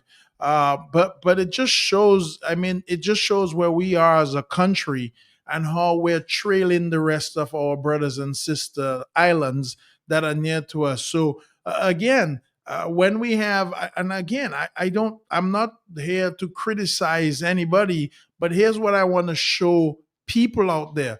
Facts are facts. If, Matt, everybody has a higher minimum wage than we do, and we have the lowest minimum wage in the Caribbean, what does that say about us as a country? What does that say about our leadership? So we have to begin to equate that, and the other day I had somebody, come up to me and said, well, our tourism minister said that the number of tourists increased in Dominica. And then I brought up a statistic for them and I showed them. Yes, but we're 30,000 tourists below the next highest island in the Caribbean. So here we are, 90,000 tourists per year, but the next island is at 110. So we're it's true that we're increasing, but the Well, fact as is compared to that somebody else. compared to everybody else, we're lagging behind. So this is the only argument that I have to show, that even though our politicians, and you played the clip, and I'm happy that you played that. Mr. Scared is so happy for us. And I'm thinking, we're in last Kakarot. What are we happy for? We're in last place out of all the other islands. So are you happy that we moved from last to just last? I mean, what are you happy for? Let's take a phone call. Are you there? Yes? Yes, Matt, I am. Okay. Matt, citing that Mr. Jolly just said that we are the lowest wage paying country in the Caribbean. I mean, I want to ask that question. You know, it begs that question. If we are the lowest paying in the Caribbean, why aren't we attracting businesses into Dominica since our wages are so low? That's my simple way of thinking of it, huh? But caller, one of the things you have to know, we're the lowest paying wage country, but we're one of the most expensive countries in the Caribbean. If you have to look at how much things cost, man, St. Kitts is literally about 15% lower than us. St. Lucia is 15% lower than us. And not only that, Matt, here's the next thing I have to tell you. The other islands also have more skilled workers than us. So you don't necessarily want the lowest paying. I don't want lowest paying in my company. I want good working people. I want a company that's run well. I want good taxes. I want things that are going in the company. And we don't have those here in Dominica either. In fact, it is harder for a business here. We have, I mean, our prime minister has gone up and said this. We have one of the highest light bills here. This is why we can't have factories. But guess what? We own the Domlec. But I'm hoping of a trip. I've been invited to the geothermal plant there. I'm hoping what is that? What's that costing us now? Is that $250 million this year? That's my point. I'm hoping if we get the geothermal, we have not seen a Matt, light bulb yet. $250 million, and we've nothing to show for it. And you're hoping? I'm hoping that the light bills will go down. That's my point. Matt, I'll give you $100. You can go to church on Sunday and put it in the collection. You might get your wishes granted. But listen, here's the thing. Yes. I'm not saying that these things are not good, but you're telling me 250. I think we spent 230 something. It's close to 250 by the time we're done. I'm not seeing a light bulb. Up to the geothermal, and we don't have anything. And Matt, haven't we talked about the geothermal before? And supposedly this geothermal power is not supposed to come to us. It's supposed to be to provide power for elsewhere. Matt, we are wasting our time. If we want to turn this economy around right now, I'm going to tell you right now. Everybody always asks me, Andy, you always tell us what's wrong, what to do. First, we need to start growing something that sells. And it could be cannabis if we want. It could be, we could go back to bananas if bananas are still selling. We have to go back to something we can grow and export. That's the first thing. Second thing we have to do, we have to invest some time into the skill level of our paying jobs here. Our workers are great workers, our people are great workers. However, the skill level of our people is not up to par. We need more higher skilled workers. What about investing in water? Matt, I've said this 100 times. We do not have, well, we have Tuapito, but we do not have enough water companies in Dominica. But Matt, you know what is shocking? That Tuapito is actually cheaper outside of Dominica than in Dominica. How is that possible? Let's take a phone call, taxes. Yes, are you the caller? Yes, let's take this call. Caller, yes. Hey, good afternoon. Good afternoon to you, my brother. Hey, good afternoon, Matt. Good afternoon. And you just mentioned something about tourism there. And all this increase of tourists that we hear about there is something that I'm observing. This yesterday, I mean, start with yesterday. Yesterday there was the Queen Mary touring port. You barely saw any tourists on the streets of Roseau. And then you had another inaugural ship before that. The same thing. So it's like, really and truly, what is the vibe out there on Dominica when the tourists come to Dominica but they don't come off the boat? And then you maybe just have a few organized tours that go into these other places. Everywhere else. I mean, for instance, St. Kitts. When you have both import incentives, the whole the town and everywhere is flooded with tourists walking, shopping, and we don't see that in Dominica. And I don't know if it's because of our garbage situation, but it has to be something, because you can have a big ship like Queen Mary 2 in port yesterday, and you're not seeing any tourist activity on the street. And I'm saying that because I live in Roseau, I'm paying attention to what's happening with that tourism thing, blocking all the streets, hindering traffic, putting productive people just behind time. You can't get the country moving like that. They have not changed that in how many years? 20-something years, you have not changed that system where you're blocking off a set of roads and you have productive people trying to get to work and cannot reach work on time. Then you have the other part of it where the tourist doesn't come out and buy. So right, the same tourism is everybody's business. I doesn't see a tourist dollar coming my way. In none of the things that I do, I not see a tourist dollar coming my way. So it doesn't trickle down. And it seems to be a controlled kind of something where, or selective again, where you have a whole set of people in the industry that maybe have 1, 2, 3 vehicles, and there are people driving and they are the organized stuff. These are the people benefiting from it. But it doesn't trickle down to the wider public or even the cruise ship boat that rides in town. It doesn't trickle down to the people on the ground to say you're seeing droves of tourists coming and shopping. And I have, that concerns me. And I want to think, what are they telling these people on the boat? Because they come out to all the other islands, but in Dominica, you've seen very little people coming out and just for organized stores. Enough said. Enough said. And I, based on that caller, the last caller had a good point. As it relates to vehicular flow on a tourist day, I think we should have a very a big concern about that. Well, we have a big concern about traffic in Roseau. The productive part of the most productive part of the day is stalled because we have a crucial report. Well, Matt, here's what we're doing, and I've said this before. I'm hoping that we're making money off the cruise ships, and I know we're not making money off the cruise ship. That can compensate us for the loss on production or the loss of business in Dominica. And one of the things that we have to note, Matt, is that tourists don't spend money. I'm going to tell you, I've gone on cruise ships before, and I've come to Dominica, and most tourists here, if they spend $20, that's a lot. And I'm going to tell you, that is a lot. They have everything available on the ship. They have food, they have drinks, they have the T-shirts, they have everything. And it's nice that people are coming here and maybe they're trying to buy 1 or 2 souvenirs, and which is helping us all. Matt, but we don't have anything attractive for them. And I'm going to tell you, it's about time we start doing those surveys where we can see that how much money are these tourist boats actually bringing to us. And not only that, Matt, here's the thing that really upset me a little bit, that the government actually raised the fees significantly for all the user site fees. That's a problem right now. The stay over people are spending more money here. That they're spending 5 times more money than the people who come off the tourist boat. I believe it or not. However, the government of Dominica does not promote stay over. In fact, they promote cruise ships. Matt, good idea. I think this is, and I sent this to you, a good idea is to get the people from the DHTA to probably come here and have a conversation to you, because that is a good representative subset of the business people in Dominica. We need to know these things. And here it is that, Matt, on the way to work, 2 hours in the morning, just get to work. How do business people feel about that? And here it is that not only that you're putting increases on business people the again. The point I was making to you earlier, and the private sector has been very quiet. But the private sector has been quiet. This is why I'm telling you, call these folks. Let's get the DHTA in here and let's get them talking to people so that they can answer some of these tough questions. Because I know I'm a businessman. I walk in here every day, but wouldn't it be nice to have a few other business people who are being affected on a daily basis? People who have to do deliveries around Roseau, people who have to get parking around Roseau, people who have to create items for their customers to get into their stores.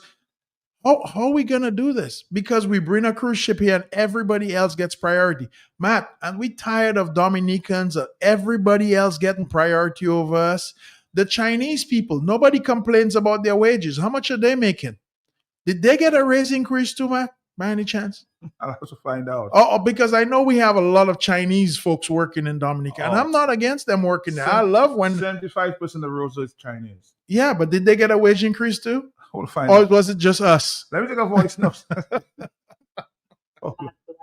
Good afternoon to you. Yes. To you guys program. And Andy is absolutely correct. One of the things that is really lacking in our country, policy. I mean, you look at it in every sector. There is no policy. There are buy-to-buys movement or things being done buy-to-buy, like specifically. They're done haphazardly. They're done because of a reactionary, Mhm. idea or suggestion.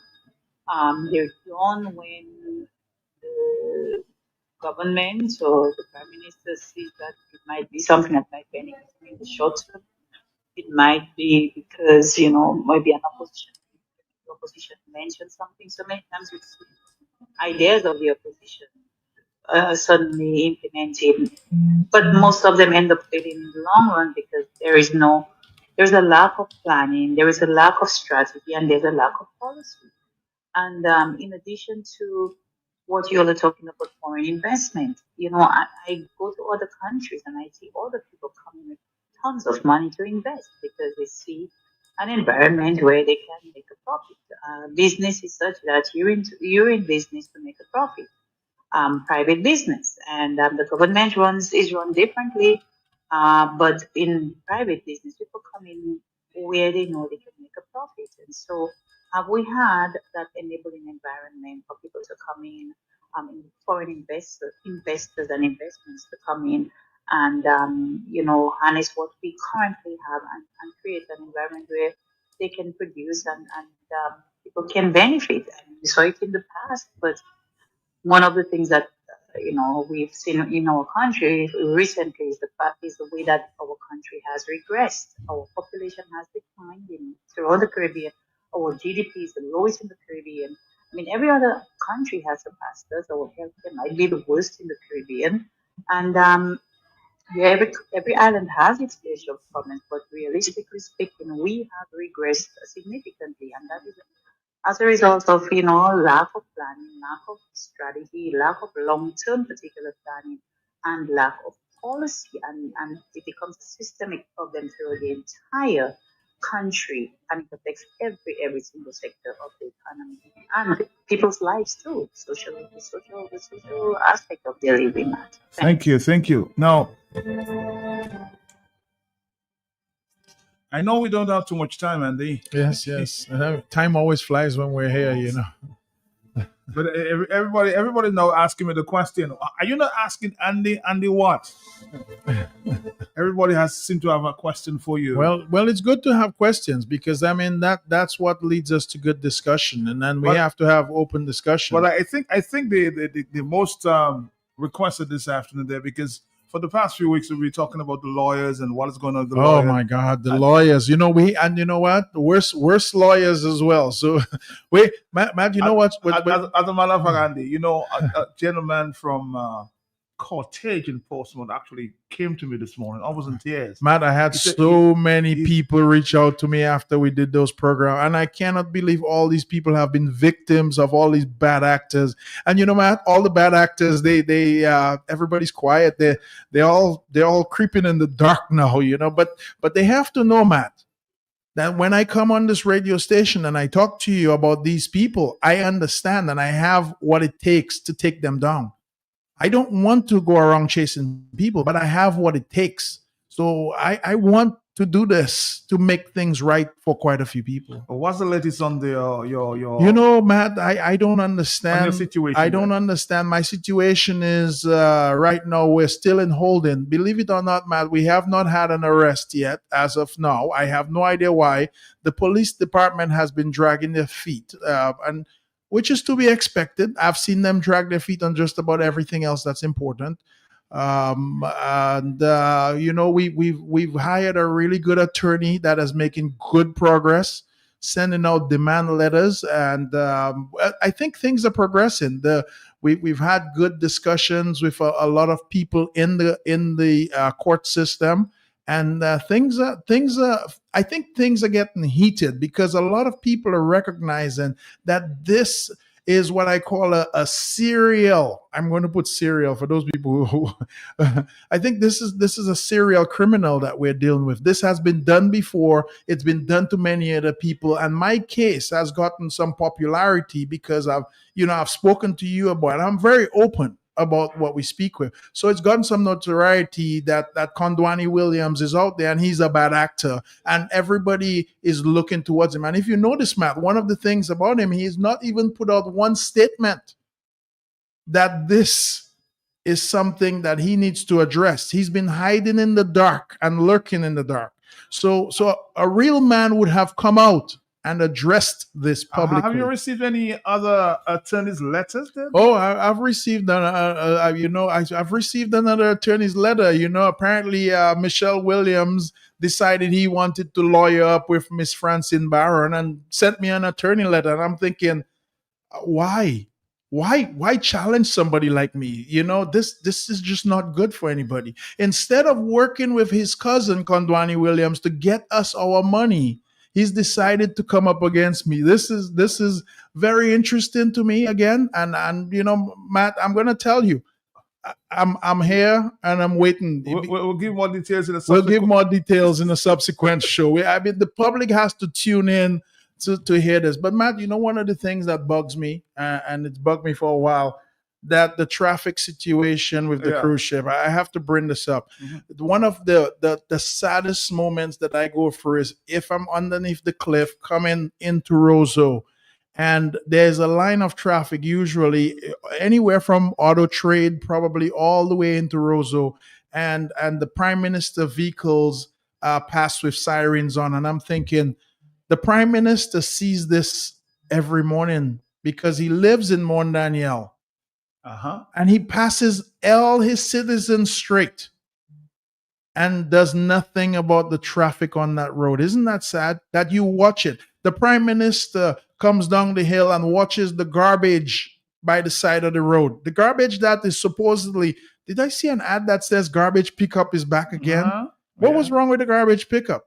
So here it is that the Prime Minister and Matt, I'm not going to just blame the Prime Minister because I'm not selfish here, and all the ministers, because Matt, I live in Castle Comfort and my representative lives right up the road from me and passes down the road, passes the garbage every morning and sees it and says nothing. My representative passes in the big holes in the road and says nothing.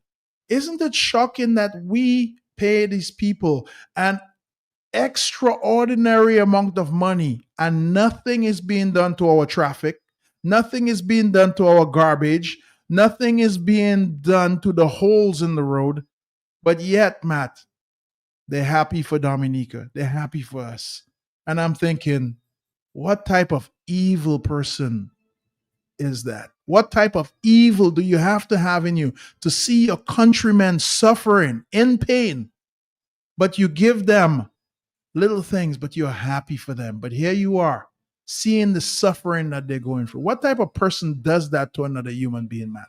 And that is the question I really want to ask all Dominicans out there. Look at these people who represent you every day, who live in the same communities that you live, but yet they walk in with their eyes closed every day.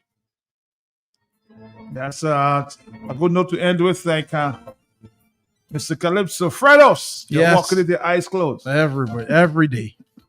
Folks, so we'll see you again sometime. Andy, thank you very much. Thank you, Matt. Always a pleasure to be with you. Thank you.